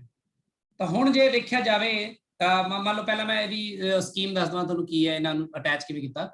ਪਹਿਲੀ ਗੱਲ ਤਾਂ ਇਹ ਆਪਾਂ ਜਿਹੜਾ ਇਹ ਪਲੇਟ ਹੈਗੀ ਪਹਿਲੀ, ਇਹ ਹੈਗੀ ਦੂਜੀ, ਇਹ ਹੈਗੀ ਤੀਜੀ, ਇਹ ਹੈਗੀ ਚੌਥੀ, ਇਹ ਹੈਗੀ ਪੰਜਵੀਂ, ਇਹ ਹੈਗੀ ਛੇਵੀਂ। ਪਹਿਲੀ ਤੇ ਚੌਥੀ ਨੂੰ ਆਪਾਂ ਮੰਨ ਲਓ ਲਗਾ ਦਿੰਦੇ ਆ ਬੈਟਰੀ ਦਾ ਪੋਜ਼ਿਟਿਵ ਟਰਮੀਨਲ, ਠੀਕ ਹੈ ਗੱਲ? Yes, sir. ਤੇ ਤੀਜੀ ਤੇ ਛੇਵੀਂ ਨੂੰ ਇੱਥੇ ਲਗਾ ਦੋ, ਸ਼ੋ ਕਰ ਦੋ ਜਿੱਥੇ ਮਰਜ਼ੀ ਲਗਾ ਦਿੰਦੇ ਆ ਨੈਗੇਟਿਵ ਟਰਮੀਨਲ ਆਫ ਬੈਟਰੀ, ਇਹ ਪੋਜ਼ਿਟਿਵ ਟਰਮੀਨਲ ਆਫ ਬੈਟਰੀ। ਕੌਣ ਰਹਿ ਗਿਆ ਹੁਣ? ਦੂਜਾ ਰਹਿ ਗਿਆ ਤੇ ਪੰਜਵਾਂ ਰਹਿ ਗਿਆ ਨਾ। Yes, sir. ਦੂਜਾ ਤੇ ਪੰਜਵਾਂ ਆਪਾਂ ਜੋੜ ਦਿੰਦੇ ਆ, ਪਰ ਜੋੜਨ ਲਈ ਦੇਖੋ ਆ ਯਾਦ ਰੱਖਿਓ ਦੂਜੇ ਤੋਂ ਜੋੜ, ਇੱਥੇ ਮੈਂ ਐ ਕਰਕੇ ਕੁੰਡੀ ਬਣਾ ਰਿਹਾ, ਤਾਂ ਮਤਲਬ ਕਿ ਇਹਨੂੰ ਟੱਚ ਨਹੀਂ ਕਰ ਰਹੀ, ਠੀਕ ਆ ਗੱਲ? Yes, sir. ਇਹਦਾ ਮਤਲਬ ਟੱਪ ਗਈ ਉੱਪਰੋਂ, ਮਿਲੋ ਉਹਨੂੰ ਟੱਚ ਨਹੀਂ ਕਰ ਰਹੀ, ਤੁਸੀਂ ਇਹ ਸਮਝ ਲਿਆ ਕਰੋ, ਠੀਕ ਹੈ। ਤਾਂ ਹੁਣ ਇਹਦਾ ਇਕੁਇਵਲੈਂਟ ਕੈਪੈਸਿਟੈਂਸ ਮੈਨੂੰ ਪੁੱਛਿਆ ਗਿਆ ਵਾ, ਸਾਰੇ ਕੈਪੈਸਿਟੈਂਸ ਆਬਵੀਅਸਲੀ ਇਕੁਇਵਲੈਂਟ ਨੇ, ਤੁਹਾਨੂੰ ਪਤਾ ਹੈ ਆਲ ਹੈਵ ਕੈਪੈਸਿਟੈਂਸ C कह दो, C सॉल्यूशन। हुण इहदे लई की करांगे आपां, फिर आपां मान लैने आला आरडी प्लेट पॉजिटिवली चार्ज है, इहनूं A कह दईए, फिर इहनूं भी A कह दईए, नैगेटिव वाले नूं इहनूं भी B कह दईए, इहनूं भी B कह दईए, ते इह जिहड़े जोड़े ने इहनूं D कह दईए ते इहनूं भी D कह दईए। समझ लगी गल? Yes, sir. Yes. ਹੁਣ ਮੈਂ ਜੇ ਸਟਾਰਟ ਕਰਾਂ ਇੱਥੋਂ, ਮੰਨ ਲਓ ਇੱਥੋਂ ਸਟਾਰਟ ਕਰਦਾ ਮੈਂ A ਪੁਆਇੰਟ ਤੋਂ, ਫਿਰ ਮੈਂ A ਪੁਆਇੰਟ ਮੰਨ ਲੈਂਦਾ ਪੋਜ਼ਿਟਿਵ ਵਾਲਾ, A ਤੋਂ ਸ਼ੁਰੂ ਕਰਦਾ, ਇੱਥੇ ਮੈਂ B ਦੂਰ ਮੰਨਾਂਗੇ ਥੋੜਾ ਜਿਹਾ, ਕਿਉਂਕਿ ਵਿੱਚ ਰਸਤੇ 'ਚ ਹੋਰ ਪੁਆਇੰਟ ਪਾਣੇ ਪੈ ਸਕਦੇ ਆ, ਖਾਸ ਕਰਕੇ D। ਸੋ ਪਹਿਲਾਂ C1 C2 ਕੈਪੈਸਿਟਰ ਕਿੰਨੇ ਨੇ ਦੇਖ ਲਈਏ, C3 C4 ਤੇ C1 ਕਿਹਦੇ ਵਿੱਚ ਹੈ, A and D. ਫਿਰ ਰਸਤੇ 'ਚ ਕਿਤੇ D ਮੰਨ ਲਓ, ਕਿਤੇ ਮਰਜ਼ੀ ਉੱਪਰ ਵੀ ਮੰਨ ਸਕਦਾ ਕੋਈ, ਜਿਵੇਂ ਮਰਜ਼ੀ ਕਰਕੇ। ਇਹਦੇ 'ਚ ਆਪਾਂ C1 ਲਾ ਦਈਏ ਪਹਿਲਾਂ ਤਾਂ, ਹੈਨਾ, C1 ਤੇ C2 ਕਿਹਦੇ ਵਿੱਚ ਹੈ, A and D. ਫਿਰ ਇੱਥੇ ਲਗਾ ਦਈਏ ਇਹਨੂੰ, ਹਨਾ, ਫਿਲਹਾਲ ਬਾਅਦ ਦੇਖ ਲਾਂਗੇ ਕੀ ਕਰਨਾ। ਫਿਰ C3 ਕਿਹਦੇ ਵਿੱਚ ਹੈ, A and B. A and B ਨਾ, ਤਾਂ ਫਿਰ ਆਪਾਂ ਇਹਨੂੰ ਤਾਂ ਲੱਗ ਹੀ ਕੱਢ ਦਈਏ ਇਸ ਤਰ੍ਹਾਂ, A and B ਦੇ ਵਿੱਚ ਲੱਗਿਆ ਹੈ C3। C4 ਕਿਹਦੇ ਵਿੱਚ ਹੈ, A and D. ਫਿਰ ਇਹਦੇ D 'ਚ ਦੁਬਾਰਾ ਲਗਾ ਦਿਓ ਇੱਥੇ।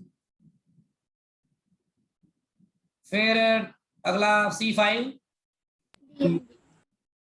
ਆਹ ਸਰਕਟ ਸੋਲਵ ਕਰ ਸਕਦੇ ਹੋ ਕਿ ਨਹੀਂ ਦੱਸੋ? Sir.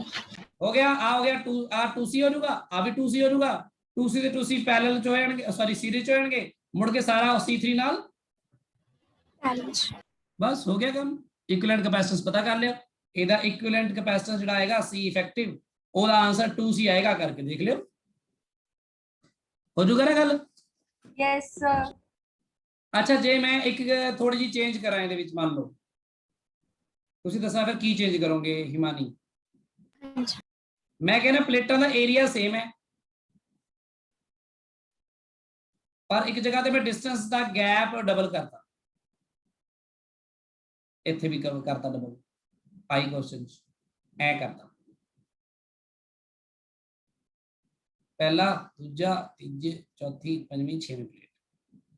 ਸਕੀਮ ਮੈਂ ਉਹੀ ਲਾਣਾ ਵਾ ਜਿਹੜੀ ਹੁਣੇ ਪਹਿਲਾਂ ਲਾ ਰਿਹਾ ਸੀ, ਜਿਵੇਂ ਕਹਿੰਦਾ ਕਿ ਮੰਨ ਲਓ ਮੈਂ ਬੈਟਰੀ ਫਿਰ ਉਹੀ ਪਹਿਲੀ ਤੇ ਚੌਥੀ ਨਾਲ ਪੋਜ਼ਿਟਿਵ ਨੂੰ ਜੋੜ ਦਿੰਦਾ,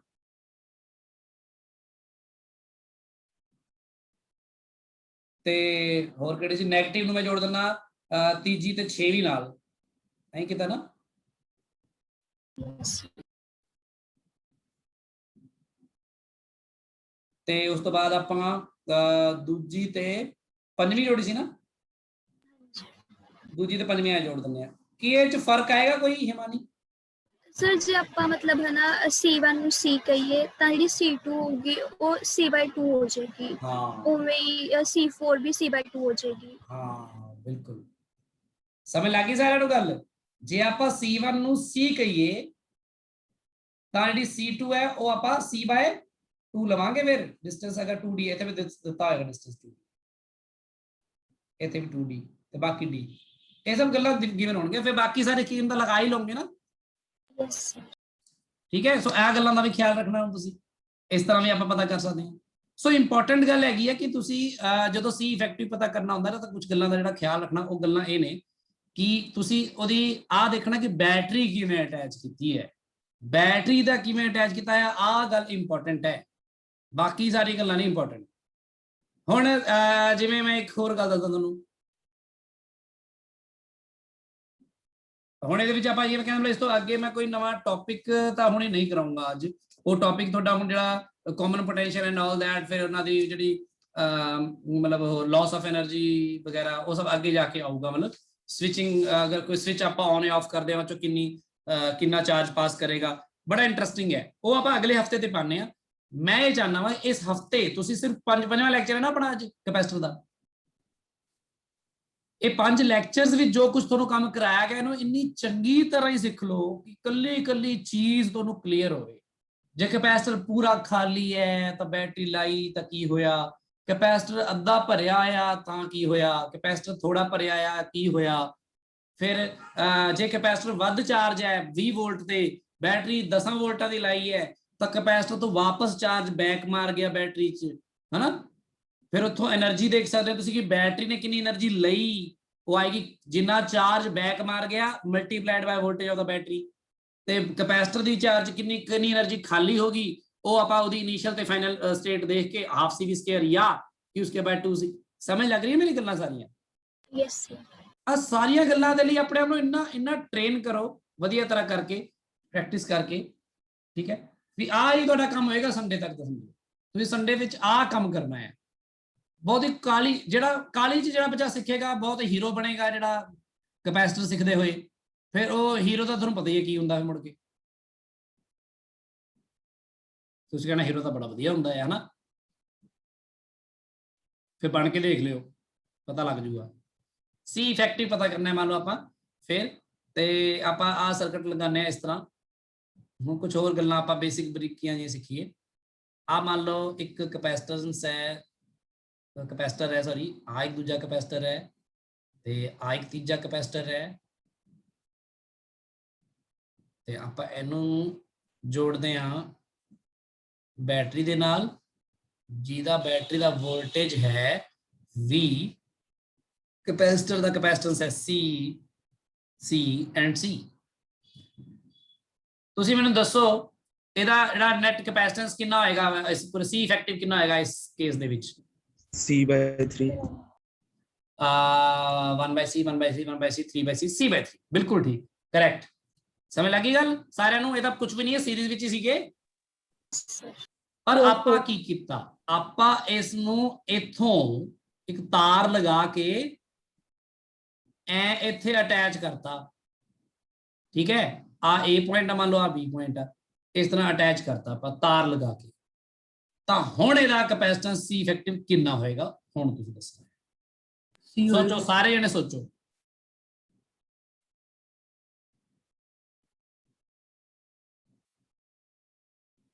C ਹੋਏਗਾ ਜੀ ਸਰ ਉਨਾ ਹੀ ਹੋ। ਨਹੀਂ ਦੇਖੋ ਨਾ ਕੋਈ ਫਰਕ, ਜਿਵੇਂ ਆਪਾਂ ਦੇਖੋ ਨਾ ਪਲੇਟਾਂ ਨੂੰ ਉੱਪਰੋਂ ਆਪਣਾ ਕਨੈਕਟਿੰਗ ਵਾਇਰ ਨਾਲ ਜੋੜਤਾ ਹਨਾ, ਕਨੈਕਟਿੰਗ ਵਾਇਰ ਨਾਲ ਜੋੜਤਾ ਤਾਂ ਉਸ ਕੇਸ ਦੇ ਵਿੱਚ ਕੀ ਹੋਏਗਾ, ਮਤਲਬ ਸੋਚਣਾ ਤਾਂ ਚਾਹੀਦਾ ਨਾ ਆਪਾਂ ਨੂੰ ਪਹਿਲਾਂ। C ਹੋਏਗਾ। ਹਾਂਜੀ ਸਰ। ਕੌਣ ਬੋਲ ਰਿਹਾ ਸੀ ਹੋਏਗਾ? ਸਰ ਅਨੁਰਾਗ। ਹਾਂ ਅਨੁਰਾਗ ਬਿਲਕੁਲ ਠੀਕ ਹੈ। ਹੁਣ ਅਨੁਰਾਗ ਦੱਸੇਗਾ C ਕਿਉਂ ਹੋਏਗਾ, ਕਿਵੇਂ ਹੋਏਗਾ C? ਜਿਹੜਾ ਆਪਾਂ ਨੇ A ਤੇ B ਆਪਾਂ ਨੇ ਉੱਪਰ ਜੋੜੀ ਲਾਈਨ ਸਰ ਉਹਦੇ ਵਿੱਚ ਸਰ ਕੋਈ ਕੈਪੈਸਿਟਰ ਨਹੀਂ ਪਿਆ, ਤਾਂ ਮਤਲਬ ਕਿ ਸਰ ਜਿਹੜਾ ਚਾਰਜ ਪ੍ਰੈਫਰ ਕਰੇਗਾ ਸਰ ਸਭ ਤੋਂ ਘੱਟ ਕੈਪੈਸਿਟੈਂਸ ਵਾਲੀ ਜਗ੍ਹਾ ਤੋਂ ਜਾਣ ਨੂੰ ਪ੍ਰੈਫਰ ਕਰੇਗਾ ਸਰ। ਹਾਂ ਤਾਂ A ਮੀਨਸ ਕਿ A ਤੋਂ ਚਾਰਜ ਸਾਰਾ ਦਾ ਸਾਰਾ ਚਾਰਜ ਸਪਲਿਟ ਹੋ ਕੇ ਉੱਪਰੋਂ ਦੀ ਚੱਲ ਜਾਏਗਾ ਤੇ C ਤੇ ਜਿਹੜੇ ਥੱਲੇ ਦੋ C ਪਏ ਉਹਨਾਂ ਵਿੱਚ ਕੈਪੈਸਿਟੈਂਸ ਆਏਗੀ ਨਹੀਂ ਹੈਗੀ। ਮਤਲਬ ਆ ਜਿਹੜੇ ਦੋਨੋਂ ਹੈਗੇ ਨੇ, ਅਨੁਰਾਗ ਇਹ ਕਹਿ ਰਿਹਾ ਵੀ ਆ ਜਿਹੜੇ ਦੋਨੋਂ ਕੈਪੈਸਿਟਰ ਹੈਗੇ ਨੇ A ਵਿੱਚ ਪਏ ਰਹਿਣਗੇ, ਇਹਨਾਂ ਨੂੰ ਕੋਈ ਚਾਰਜ ਯਾਨੀ ਉਹਦੇ ਨਾਲ ਸਰਕਟ ਨਾਲ ਲੈਣਾ ਦੇਣਾ ਨਹੀਂ ਚਾਹੀਦਾ ਹਨਾ। ਯਸ। ਹੁਣ ਐ ਕਰੋ ਸਾਰਿਆਂ ਨੇ ਮੇਰੀ ਗੱਲ ਪਹਿਲਾਂ ਸੁਣੋ ਧਿਆਨ ਨਾਲ। ਅਨੁਰਾਗ ਵੀ ਠੀਕ ਕਹਿ ਰਿਹਾ, ਬਿਲਕੁਲ ਠੀਕ ਕਹਿ ਰਿਹਾ, ਆਪਾਂ ਬਸ ਥੋੜੀ ਜਿਹੀ ਉਸੇ ਚੀਜ਼ ਨੂੰ ਹੀ ਥੋੜਾ ਹੋਰ ਲੈਂਗੁਏਜ ਵਿੱਚ ਉਹ ਕਰ ਦਿੰਦੇ ਆ ਗੱਲ। ਤੁਸੀਂ ਸਾਰੇ ਮੈਨੂੰ ਸੋਚ ਕੇ ਦੱਸਿਓ, ਹੁਣੇ ਮੈਂ ਤੁਹਾਨੂੰ ਸਮਝਾਇਆ ਹੋਇਆ ਇਹ ਗੱਲ ਕਿ ਮੰਨ ਲਓ ਆ ਕੈਪੈਸਿਟਰ ਹੈਗਾ ਕੋਈ ਤੇ ਕੈਪੈਸਿਟਰ ਹੈਗਾ ਚਾਰਜਡ, ਤਾਂ ਆ ਹੈਗਾ ਮੰਨ ਲਓ ਪੋਜ਼ਿਟਿਵ ਚਾਰਜ ਇੱਥੇ +Q, ਇੱਥੇ ਹੈਗਾ -Q। ਇਹ ਅਲੱਗ ਤੋਂ ਗੱਲ ਕਰ ਰਿਹਾ, ਲਾਈਨ ਮਾਰੀ ਹੋਈ ਹੈ ਤੁਸੀਂ ਉੱਪਰ ਨਾਲ ਅਟੈਚ ਕਰ ਲਿਓ -Q। ਤੇ ਆ ਕੈਪੈਸਿਟੈਂਸ ਹੈਗਾ ਕੋਈ ਮੰਨ ਲਓ ਦਾ C ਵਾਟਐਵਰ। ਆਪਾਂ ਕੀ ਕਰਦੇ ਆ, ਆਪਾਂ ਜੇ ਇਸ ਨੂੰ ਇੱਕ ਕੰਡਕਟਿੰਗ ਵਾਇਰ ਦੇ ਨਾਲ ਇੱਥੋਂ ਅਟੈਚ ਕਰ ਦਿੰਦੇ ਆ, ਕੰਡਕਟਿੰਗ ਵਾਇਰ ਦੇ ਨਾਲ, ਤਾਂ ਮੈਂ ਸਮਝਾਈ ਹੋਈ ਹੈ ਇਹ ਗੱਲ। ਹੁਣ ਬਲਜੀਤ ਦੱਸੇਗਾ ਕੀ ਹੋਏਗਾ। ਸਰ ਇਹ ਨਿਊਟਰਲ ਹੋ ਜਾਊਗਾ। ਹਾਂ ਆ ਜਿਹੜਾ ਚਾਰਜ ਹੈ A+Q ਇੱਥੋਂ ਫਲੋ ਕਰਕੇ ਵਾਪਸ ਇੱਧਰ ਆ ਜਾਏਗਾ ਹਨਾ, ਤੇ ਆ ਨਿਊਟਰਲ ਹੋ ਜਾਊਗਾ, ਮਤਲਬ ਇਹਦੇ ਉੱਪਰ ਕੋਈ ਚਾਰਜ ਨਹੀਂ ਰਹਿ ਜਾਊਗਾ ਨਾ ਫਿਰ। ਹਾਂਜੀ ਸਰ। ਇਸ ਚੀਜ਼ ਨੂੰ ਕੀ ਕਹਿੰਦੇ ਆ, ਇਹਨੂੰ ਕਹਿੰਦੇ ਨੇ ਸ਼ਾਰਟ ਸਰਕਟ। ਸ਼ਾਰਟ ਸਰਕਟ ਹੋ ਜਾਣਾ ਮਤਲਬ ਚਾਰਜ ਨੂੰ ਸ਼ਾਰਟ ਸਰਕਟ ਰਾਹ ਮਿਲ ਗਿਆ ਇੱਕ, ਵੀ ਮੈਂ ਪੋਜ਼ਿਟਿਵ ਮੈਂ ਹਾਇਰ ਟੂ ਲੋਅਰ ਪੋਟੈਂਸ਼ੀਅਲ ਜਾ ਸਕਦਾ ਹਾਂ, ਉਹ ਚਲਾ ਗਿਆ। ਹਾਂਜੀ ਸਰ। ਤੇ ਚਾਰਜ ਔਨ ਕੈਪੈਸਿਟਰ ਕਿੰਨਾ ਰਹਿ ਗਿਆ? 0। ਗੱਲ ਕਲੀਅਰ ਹੋਈ ਕਿ ਨਹੀਂ? ਹਾਂਜੀ ਸਰ। ਇਹ ਸ਼ਾਰਟ ਸਰਕਟਿੰਗ ਹੋਈ ਆ। ਹੁਣ ਤੁਸੀਂ ਇਸ ਚੀਜ਼ ਨੂੰ ਸੋਚੋ ਸਮਝੋ ਧਿਆਨ ਨਾਲ ਕਿ ਜਦੋਂ ਮੈਂ ਕਹਿ ਰਿਹਾ ਸੀ ਪਹਿਲਾਂ ਜਦੋਂ ਕੈਪੈਸਿਟੈਂਸ ਦਾ ਤੁਸੀਂ ਆਨਸਰ ਦਿੱਤਾ ਸੀ C/3, ਤਾਂ ਇੱਥੇ ਚਾਰਜ ਕਿੰਨਾ ਸੀਗਾ? Q। ਹਾਂਜੀ ਸਰ। ਇੱਥੇ +Q, ਇੱਥੇ -Q ਹਨਾ। ਹਾਂਜੀ ਸਰ। ਸਮਝ ਲੱਗੀ ਗੱਲ? ਹਾਂਜੀ। ਹੁਣ ਇਹ ਜੋ ਸੀਗਾ ਤੇ ਤੁਸੀਂ ਜਦੋਂ ਐ ਕਰਕੇ A ਨੂੰ B ਨਾਲ ਜੋੜਿਆ, ਆਹ ਵਾਲਾ Q ਚਾਰਜ ਜਿਹੜਾ ਇਹਨੂੰ ਰਾਹ ਮਿਲ ਗਿਆ ਕਿ ਨਹੀਂ ਜਾਣਦਾ ਉੱਥੇ? हाँ जी सर। है ना। सो बेसिकली की होगा आ ਜਿਹੜੀ ਪਲੇਟਾਂ ਨੇ ਸਾਰੀਆਂ ਨਿਊਟਰਲ ਹੋ ਜਾਣਗੀਆਂ ਆ ਸਾਰੇ ਹੀ ਜਿਹੜੇ ਕੈਪੈਸਿਟਰ ਨੇ ਇਹ ਸਰਕਟ ਦੇ ਵਿੱਚ ਇਹਨਾਂ ਦਾ ਕੋਈ ਰੋਲ ਨਹੀਂ ਰਹਿਣਾ ਤੇ ਆ ਆਪਾਂ ਕਹਾਂਗੇ ਕਿ ਦੋਨੋਂ ਕੈਪੈਸਿਟਰ ਸੌਰੀ ਆ ਜਿਹੜੇ ਦੋਨੋਂ ਕੈਪੈਸਿਟਰ ਹੈਗੇ ਨੇ ਸੀ ਤੇ ਸੀ ਆ ਵਾਲੇ ਦੋਨੋਂ ਕੈਪੈਸਿਟਰ ਇਹ 1 ਐਂਡ 2 ਕਹਿ ਲਓ ਇਹ ਦੋਨੋਂ ਕੀ ਹੋ ਗਏ ਸ਼ਾਰਟ ਸਰਕਟ ਹੋ ਗਏ ओके लिखो सर। लिखो in this case both capacitors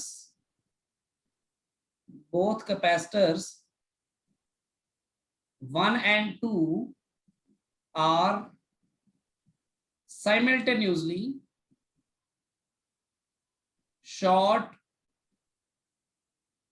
circuit हो गए therefore ਹੁਣ ਤੁਹਾਡੇ ਲਈ ਇਹ ਦੋਨੋਂ ਸਮਝ ਲਓ ਹੈ ਹੀ ਨਹੀਂ ਬੇਸਿਕਲੀ ਹੁਣ ਤੁਹਾਡਾ ਸਟਰਕਚਰ ਕੀ ਰਹਿ ਗਿਆ ਮੈਂ ਇੱਥੇ ਮਿਟਾ ਕੇ ਦਿਖਾ ਰਿਹਾ ਤੁਹਾਨੂੰ ਆ ਰਹਿ ਗਿਆ ਬਸ ਇਹਨਾਂ ਦੋਨਾਂ ਦੇ ਉੱਪਰ ਕੋਈ ਚਾਰਜ ਜਾਣਾ ਨਹੀਂ ਤੇ ਕੋਈ ਹੋਣਾ ਇਹਨਾਂ ਦਾ ਕੋਈ ਰੋਲ ਵੀ ਨਹੀਂ ਰਹਿਣਾ ਇਹਨਾਂ ਦਾ ਕੋਈ ਰੋਲ ਨਹੀਂ ਰਹਿਣਾ ਇਸ ਪੂਰੇ ਸਰਕਟ ਦੇ ਵਿੱਚ ਤੁਹਾਡਾ ਸਰਕਟ ਅਸਲ ਵਿੱਚ ਇਹੀ ਹੈ ਤੁਹਾਨੂੰ ਜਿੱਥੇ ਸ਼ਾਰਟ ਸਰਕਟ ਹੋ ਰਿਹਾ ਹੋਵੇ ਨਾ ਬੰਦੇ ਨੂੰ ਸਿਰਫ ਆਹ ਦਿਖਣਾ ਚਾਹੀਦਾ ਅੱਛਾ ਇੱਥੋਂ ਤਾਂ ਨਿਕਲ ਗਿਆ ਉਹੀ ਆ ਕੱਲਾ ਸੀ ਤਾਂ ਸੀ ਇਫੈਕਟਿਵ ਕੀ ਰਹਿ ਜਾਏਗਾ ਹਿਮਾਨੀ ਸੀ ਕੱਲਾ ਸੀ ਸ਼ਾਰਟ ਸਰਕਟ ਦਾ ਮਤਲਬ ਸਮਝੋ ਮੈਂ ਇੱਕ ਵਾਰ ਦੁਬਾਰਾ ਦੱਸਦਾ ਤੁਹਾਨੂੰ ਇੱਕ ਵਾਰ ਥੋੜਾ ਸਿੰਪਲੀ ਆਪਾਂ ਫਿਰ ਸਮਝਦੇ ਹਾਂ ਅੱਛਾ ਬੇਸਿਕਲੀ ਹੋਏਗਾ ਕਿ ਇੱਥੋਂ ਚਾਰਜ ਰਿਲੀਜ਼ ਹੋਏਗਾ ਫਿਰ Q ਤੇ Q will be equal to CV obviously ਇਸ ਕੇਸ ਦੇ ਵਿੱਚ ਉਹ ਜਿਹੜਾ Q ਚਾਰਜ ਹੈ ਇੱਥੋਂ ਜਾਏਗਾ ਬੇਸਿਕਲੀ ਆ ਤਾਰ ਤੋਂ ਰਾਹ ਮਿਲ ਗਿਆ ਉਹਨੇ ਇੱਥੇ ਆ ਜਾਣਾ ਤੇ ਇੱਥੇ ਆ ਜਾਣਾ ਬਸ ਇੱਥੇ +Q ਆ ਜਾਣਾ ਇੱਥੇ -Q ਤੇ ਵਾਪਸ ਆ ਜਾਣਾ ਪਰ ਜਦੋਂ ਤਿੰਨੋਂ ਸਰਕਟ ਲੱਗੇ ਤਿੰਨੋਂ ਕੈਪੈਸਿਟਰ ਲੱਗੇ ਹੋਏ ਸੀ ਉਦੋਂ ਚਾਰਜ ਜਿਹੜਾ Q ਸੀਗਾ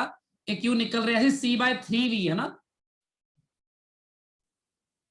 ਆ ਜਿਹੜਾ Q ਆ ਉਸ ਕੇਸ 'ਚ ਜਦੋਂ ਮੈਂ ਪਹਿਲਾਂ ਡਰਾ ਕੀਤਾ ਸੀ ਤਾਂ ਤੁਹਾਨੂੰ ਪੁੱਛਿਆ ਸੀ ਤੁਸੀਂ ਕਹੇ C/3 ਕਿਹਾ ਸੀ ਨਾ हाँ जी सर। ਤੇ ਉਦੋਂ ਆ ਜਿਹੜਾ Q ਦੀ ਵੈਲਿਊ ਕਿੰਨੀ ਸੀਗੀ ਉਦੋਂ C/3 × V ਸੀਗੀ ਨਾ हाँ जी सर। ਪਰ ਹੁਣ ਉਨੀ ਨਹੀਂ ਹੈ ਹੁਣ CV ਹੈ ਕਿਉਂਕਿ ਹੁਣ ਪਰਲਾ C ਇਫੈਕਟਿਵ ਆਪਣਾ C ਹੈ ਨਾ ਇਕੱਲਾ सर चार ਆ ਯਾਦ ਰੱਖਣਾ ਐ ਨਹੀਂ ਕਿ Q ਨੂੰ ਹੀ ਅੰਨੇ ਵਾਈ ਲਈ ਜਾਣਾ and Q ਉੱਪਰਲੇ C ਇਫੈਕਟਿਵ ਤੇ ਡਿਪੈਂਡ ਕਰਦਾ ਹੈ ਤੇ ਆ ਚਾਰਜ ਐ ਨਿਕਲ ਗਿਆ ਵਿਚਕਾਰਲੇ ਦੋ ਕੈਪੈਸਿਟਰ ਜਿਹੜੇ ਇੱਥੇ ਲਾਏ ਸੀ ਆਪਾਂ ਆ ਵਾਲੇ ਇਹ ਵਾਲੇ ਦੋਨੋਂ ਆਪਾਂ ਹੁਣ ਇਹ ਉਹਨੂੰ ਦੇਖ ਹੀ ਨਹੀਂ ਰਹੇ ਉਹ ਸਾਨੂੰ ਦਿਖ ਹੀ ਨਹੀਂ ਰਹੇ ਹੁਣ ਤੁਹਾਨੂੰ ਸ਼ਾਰਟ ਸਰਕਟ ਦੀ ਜਸਟ ਬੇਸਿਕ ਜੀ ਗੱਲ ਹੋਰ ਸਮਝਾਣਾ ਸ਼ਾਰਟ ਸਰਕਟ ਕੀ ਹੁੰਦਾ ਸ਼ਾਰਟ ਕੱਟ ਸੁਣਿਆ ਸ਼ਾਰਟ ਕੱਟ ਕਈ ਵਾਰ ਆਪਾਂ ਕਹਿੰਦੇ ਆ ਯਾਰ ਸ਼ਾਰਟ ਕੱਟ ਮਾਰਦੇ ਆ ਆਪਾਂ ਇਧਰੋਂ ਕਾਹਨੂੰ ਜਾਣਾ ਹੈ ਹਨਾ हाँ जी सर। ਉਹ ਉਦੋਂ ਕਹਿੰਦੇ ਵੀ ਜਿਹੜਾ ਰਸਤਾ ਛੋਟਾ ਹੁੰਦਾ ਆਪਾਂ ਕਹਿੰਦੇ ਉਹ ਲੈ ਲਓ ਯਾਰ ਕਾਹਨੂੰ ਦੂਰ ਜਾਣਾ ਇਧਰੋਂ ਤੋਂ ਘੁੰਮ ਕੇ ਕਾਹਨੂੰ ਜਾਣਾ ਇਧਰੋਂ ਚੱਲਦੇ ਆ ਸ਼ਾਰਟ ਕੱਟ ਪਊਗਾ ਆਪਾਂ ਨੂੰ ਹਨਾ ਚਾਰਜ ਵੀ ਇਦਾਂ ਹੀ ਹੁੰਦਾ ਆ ਪਾਣੀ ਵੀ ਇਦਾਂ ਹੀ ਹੁੰਦਾ ਆ ਪਾਣੀ ਨੂੰ ਜੇ ਸ਼ਾਰਟ ਕੱਟ ਲੱਭ ਗਿਆ ਨਾ ਪਾਣੀ ਨੇ ਸ਼ਾਰਟ ਕੱਟ ਮਾਰ ਲੈਣਾ ਤੁਹਾਨੂੰ ਪੁੱਛਣਾ ਨਹੀਂਗਾ यस। ਜਿਵੇਂ ਕਿ ਮੰਨ ਲਓ ਐ ਕਰਕੇ ਪਾਣੀ ਇੱਥੋਂ ਲੈ ਕੇ ਐ ਜਾ ਰਿਹਾ ਵਾ ਤੇ ਕਿਸੇ ਨੇ ਇੱਥੇ ਮੋਰੀ ਕਰਤੀ ਛੋਟੀ ਤਾਂ ਪਾਣੀ ਨੇ ਇਹ ਲੌਂਗ ਕੱਟ ਨਹੀਂ ਮਾਰਨਾ ਸਮਝ ਲੱਗੀ ਗੱਲ हाँ जी सर। ਪਾਣੀ ਨੇ ਸ਼ਾਰਟਕਟ ਮਾਰ ਲੈਣਾ ਸਿੱਧਾ ਹੀ ਸਮਝ ਲੱਗੀ ਗੱਲ यस। ਚਾਰਜ ਵੀ ਕਰਦਾ ਹੈ ਹੁਣ ਮੇਰੀ ਗੱਲ ਸੁਣੋ ਬਹੁਤ ਧਿਆਨ ਨਾਲ ਤੁਸੀਂ 10ਵੀਂ ਚ ਮਾੜੀ ਮੋਟੀ ਕਰੰਟ ਇਲੈਕਟ੍ਰਿਸਿਟੀ ਪੜ੍ਹੀ ਹੈ ਮੈਂ ਰੈਜ਼ਿਸਟੈਂਸ ਦੀ ਫਾਰਮ ਚ ਸਮਝਾ ਦਿੰਦਾ ਜਿਹੜੀ ਗੱਲ ਅਨੁਰਾਗ ਕਹਿ ਰਿਹਾ ਸੀ ਉਹ ਵਾਲੀ ਗੱਲ ਜਿਵੇਂ ਕਹਿਣ ਦਾ ਭਾਵ ਇਹ ਮੰਨ ਲਓ ਹੁਣ ਥੋੜਾ ਬਹੁਤਾ ਤੁਹਾਨੂੰ ਓਮਸ ਲਾ ਤਾਂ ਪਤਾ ਹੈ ਨਾ ਯਾਦ ਆ 10ਵੀਂ ਵਾਲਾ ਯੈਸ ਸਰ ਬਸ ਉਹਨਾਂ ਕੀ ਵਰਤਾਂਗੇ ਛੋਟਾ ਜਾਂ ਵਰਤਾਂਗੇ ਬਸ ਗੱਲ ਨੂੰ ਸਮਝਣ ਲਈ ਮੰਨ ਲਓ ਆ ਇੱਕ ਆਪਣੀ ਬੈਟਰੀ ਹੈ ਬਸ ਬੈਟਰੀ ਮੰਨ ਲਓ 20 ਵੋਲਟ ਦੀ ਹੈ ਤੇ ਆਪਣੇ ਕੋਲ ਉੱਪਰ ਮੰਨ ਲਓ ਇੱਥੇ ਇੱਕ ਰੈਜ਼ਿਸਟੈਂਸ ਹੈ ਤੇ ਇੱਥੇ ਇੱਕ ਰੈਜ਼ਿਸਟੈਂਸ ਹੈ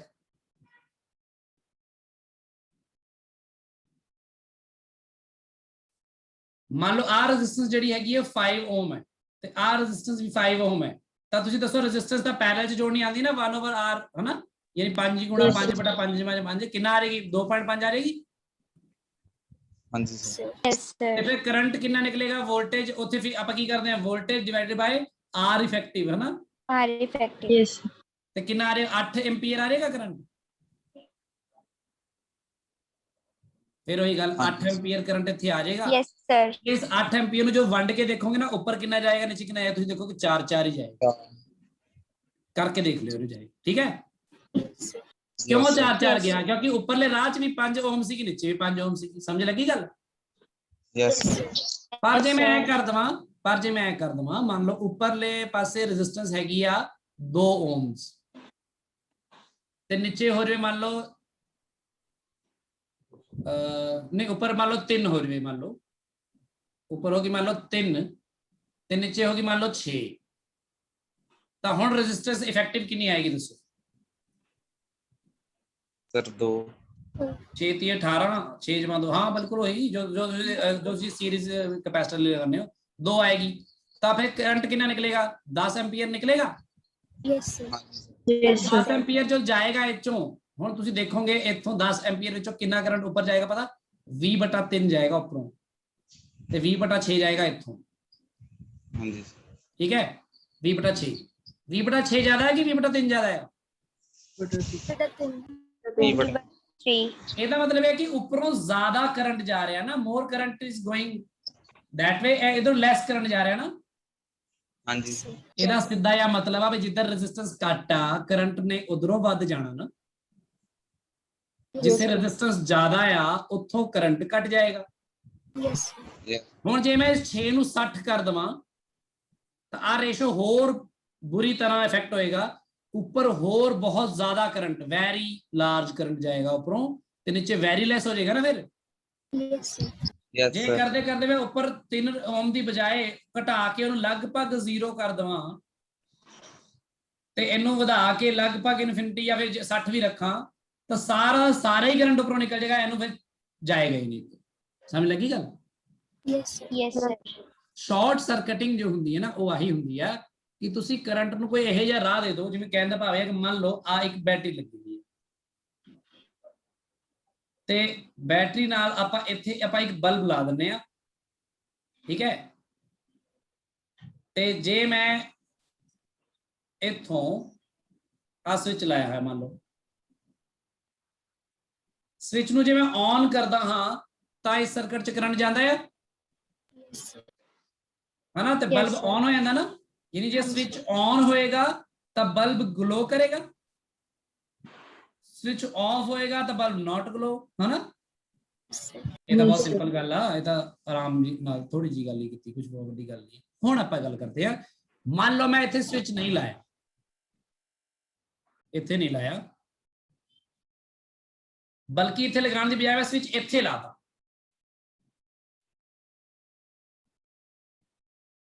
ਹੁਣ ਕੀ ਹੈ ਕਿ ਜਦੋਂ ਤੁਸੀਂ ਸੋਚ ਕੇ ਦੇਖੋ, ਜਦੋਂ ਇੱਥੋਂ ਚਾਰਜ ਲੀਵ ਕਰੇਗਾ, ਇੱਥੋਂ ਮੰਨ ਲਓ ਬੈਟਰੀ ਵਿੱਚੋਂ ਮੰਨ ਲਓ ਕਰੰਟ ਆਏਗਾ, ਇੱਥੋਂ ਕਰੰਟ ਇੱਥੇ ਤੱਕ ਤਾਂ ਆ ਜਾਏਗਾ ਸੁੱਕੀ ਸਾਂਦੀ, ਹਨਾ, ਜਿਵੇਂ ਕੱਲ ਦਾ ਇੱਕ ਸਰਕਟ ਸਮਝਾਏ ਤੁਹਾਨੂੰ। ਹੁਣ ਆ ਜਿਹੜਾ ਸਵਿਚ ਹੈਗਾ, ਸਵਿਚ ਤੇ ਬਲਬ ਦੋਨੋਂ ਕਿਹਦੇ ਚ ਲੱਗੇ ਨੇ? ਆਪਸ ਚ ਪੈਰਲਲ। ਜਿਹੜਾ ਬਲਬ ਹੈਗਾ ਉਹਦੇ ਫਿਲਾਮੈਂਟ ਚ ਤਾਂ ਥੋੜੀ ਰੈਜ਼ਿਸਟੈਂਸ ਹੈਗੀ ਆ, ਪਰ ਜਿਹੜਾ ਸਵਿਚ ਹੈਗਾ ਉਹ ਤਾਂ ਕੰਡਕਟਿੰਗ ਵਾਇਰ ਹੀ ਹੈ। ਹਾਂਜੀ ਜੇ ਤੁਸੀਂ ਸਵਿਚ ਨੂੰ ਔਨ ਕਰਤਾ ਤਾਂ ਕਰੰਟ ਜਿਹੜਾ ਇੱਥੇ ਵੰਡਿਆ ਜਾਣਾ ਸੀ, ਸਾਰਾ ਦਾ ਸਾਰਾ ਕਰੰਟ ਹੀ ਫਿਰ ਲੋ ਰੈਜ਼ਿਸਟੈਂਸ ਜਾਂ ਫਿਰ ਨੋ ਰੈਜ਼ਿਸਟੈਂਸ ਪਾਥ ਨੂੰ ਫੋਲੋ ਕਰਕੇ ਇਧਰੋਂ ਵਾਪਸ ਆ ਜਾਏਗਾ,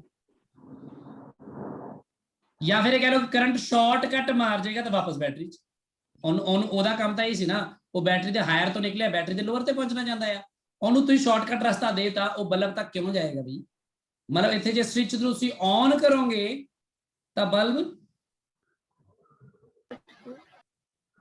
ਗਲੋ ਨਹੀਂ ਕਰੇਗਾ, ਤੇ ਜੇ ਸਵਿਚ ਨੂੰ ਤੁਸੀਂ ਆਫ ਕਰ ਦੋਗੇ ਤਾਂ ਆਹ ਵਾਲਾ ਰਸਤਾ ਤਾਂ ਬੰਦ ਹੋ ਗਿਆ, ਇਹ ਤਾਂ ਲਗਭਗ ਇਨਫਾਈਨਾਈਟ ਰੈਜ਼ਿਸਟੈਂਸ ਹੋ ਗਈ ਨਾ।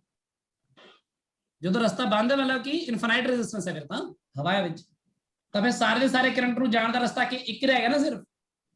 ਉਹ ਫਿਰ ਸਾਰਾ ਇਧਰੋਂ ਲੰਘ ਕੇ ਜਾਏਗਾ, ਉਹਦੇ ਚੋਂ ਲੰਘ ਕੇ ਜਾਏਗਾ, ਤਾਂ ਫਿਰ ਇਹਦੇ ਸਵਿਚ ਆਫ ਹੋਏ ਤੇ ਬਲਬ ਗਲੋ ਕਰੇਗਾ। ਸੋ ਸ਼ਾਰਟ ਸਰਕਟ ਦਾ ਮਤਲਬ ਸਮਝੋ, ਸ਼ਾਰਟ ਸਰਕਟ ਮਤਲਬ ਕਿ ਕੋਈ ਸ਼ਾਰਟ ਰਸਤਾ ਲੱਭ ਜਾਣਾ ਜਿਹਦੇ ਨਾਲ ਕਿ ਆਪਣਾ ਅਪਲਾਇੰਸ ਹੈ ਜਿਹੜਾ ਉਹਦੇ ਤੱਕ ਪਹੁੰਚਣਾ ਬੰਦ ਹੋ ਜਾਏ ਆਪਣਾ ਕਰੰਟ। ਇਹ ਗੱਲ ਕਲੀਅਰ ਹੋਈ? ਜਿਵੇਂ ਤੁਸੀਂ ਤਾਰਾਂ ਹੁੰਦੀਆਂ ਨੇ, ਤੁਸੀਂ ਤਾਰਾਂ ਦੇਖੀਆਂ ਆਪਣੇ ਘਰਾਂ 'ਚ, ਜਿਹੜੀ ਆਮ ਤਾਰਾਂ ਕਈ ਵਾਰ ਆਪਾਂ ਬਾਹਰਲੀ ਵਰਤਦੇ ਆ ਜਾਂ ਫਰਾਟੇ ਫਰੂਟੇ ਪੱਖੇ ਨਾਲ ਲਾਈ ਹੁੰਦੀਆਂ, ਉਹ 2 ਤਾਰਾਂ ਹੁੰਦੀਆਂ ਯੈਲੋ ਐਂਡ ਰੈੱਡ ਕਲਰ ਦੀ, ਇੱਕ ਦੂਜੇ ਵਿੱਚ ਉਹ ਕੀਤੀ ਹੁੰਦੀ ਹੈ, ਹਨਾ, ਜਿਵੇਂ ਰੱਸੀ ਵਾਂਗੂ ਗੁੱਥੀ ਹੁੰਦੀ ਹੈ। Yes sir. ਹੁਣ ਉਹ 'ਚ ਕੀ ਹੁੰਦਾ ਕਿ ਜੇ ਮੰਨ ਲਓ ਇੱਕ ਯੈਲੋ ਵਾਇਰ ਹੈ, ਉਹਦੇ ਉੱਪਰ ਵੀ ਪਲਾਸਟਿਕ ਚੜਿਆ ਆ, ਹਨਾ, ਤੇ ਨਾਲ ਇੱਕ ਰੈੱਡ ਵਾਇਰ ਹੈ, ਉਹਦੇ ਵੀ ਪਲਾਸਟਿਕ ਚੜਿਆ ਆ। ਮੰਨ ਲਓ ਇੱਥੇ ਆਪਾਂ ਪੱਖਾ ਜਾਂ ਕੁਝ ਵੀ ਚੀਜ਼ ਨਾਲ ਲਗਾਇਆ ਹੋਇਆ, ਇੱਥੇ ਆਪਣੇ ਕੋਲ ਆਪਣਾ ਸੌਕਟ 'ਚ ਪਾਇਆ ਹੋਇਆ ਉਹਨੂੰ, ਹਨਾ।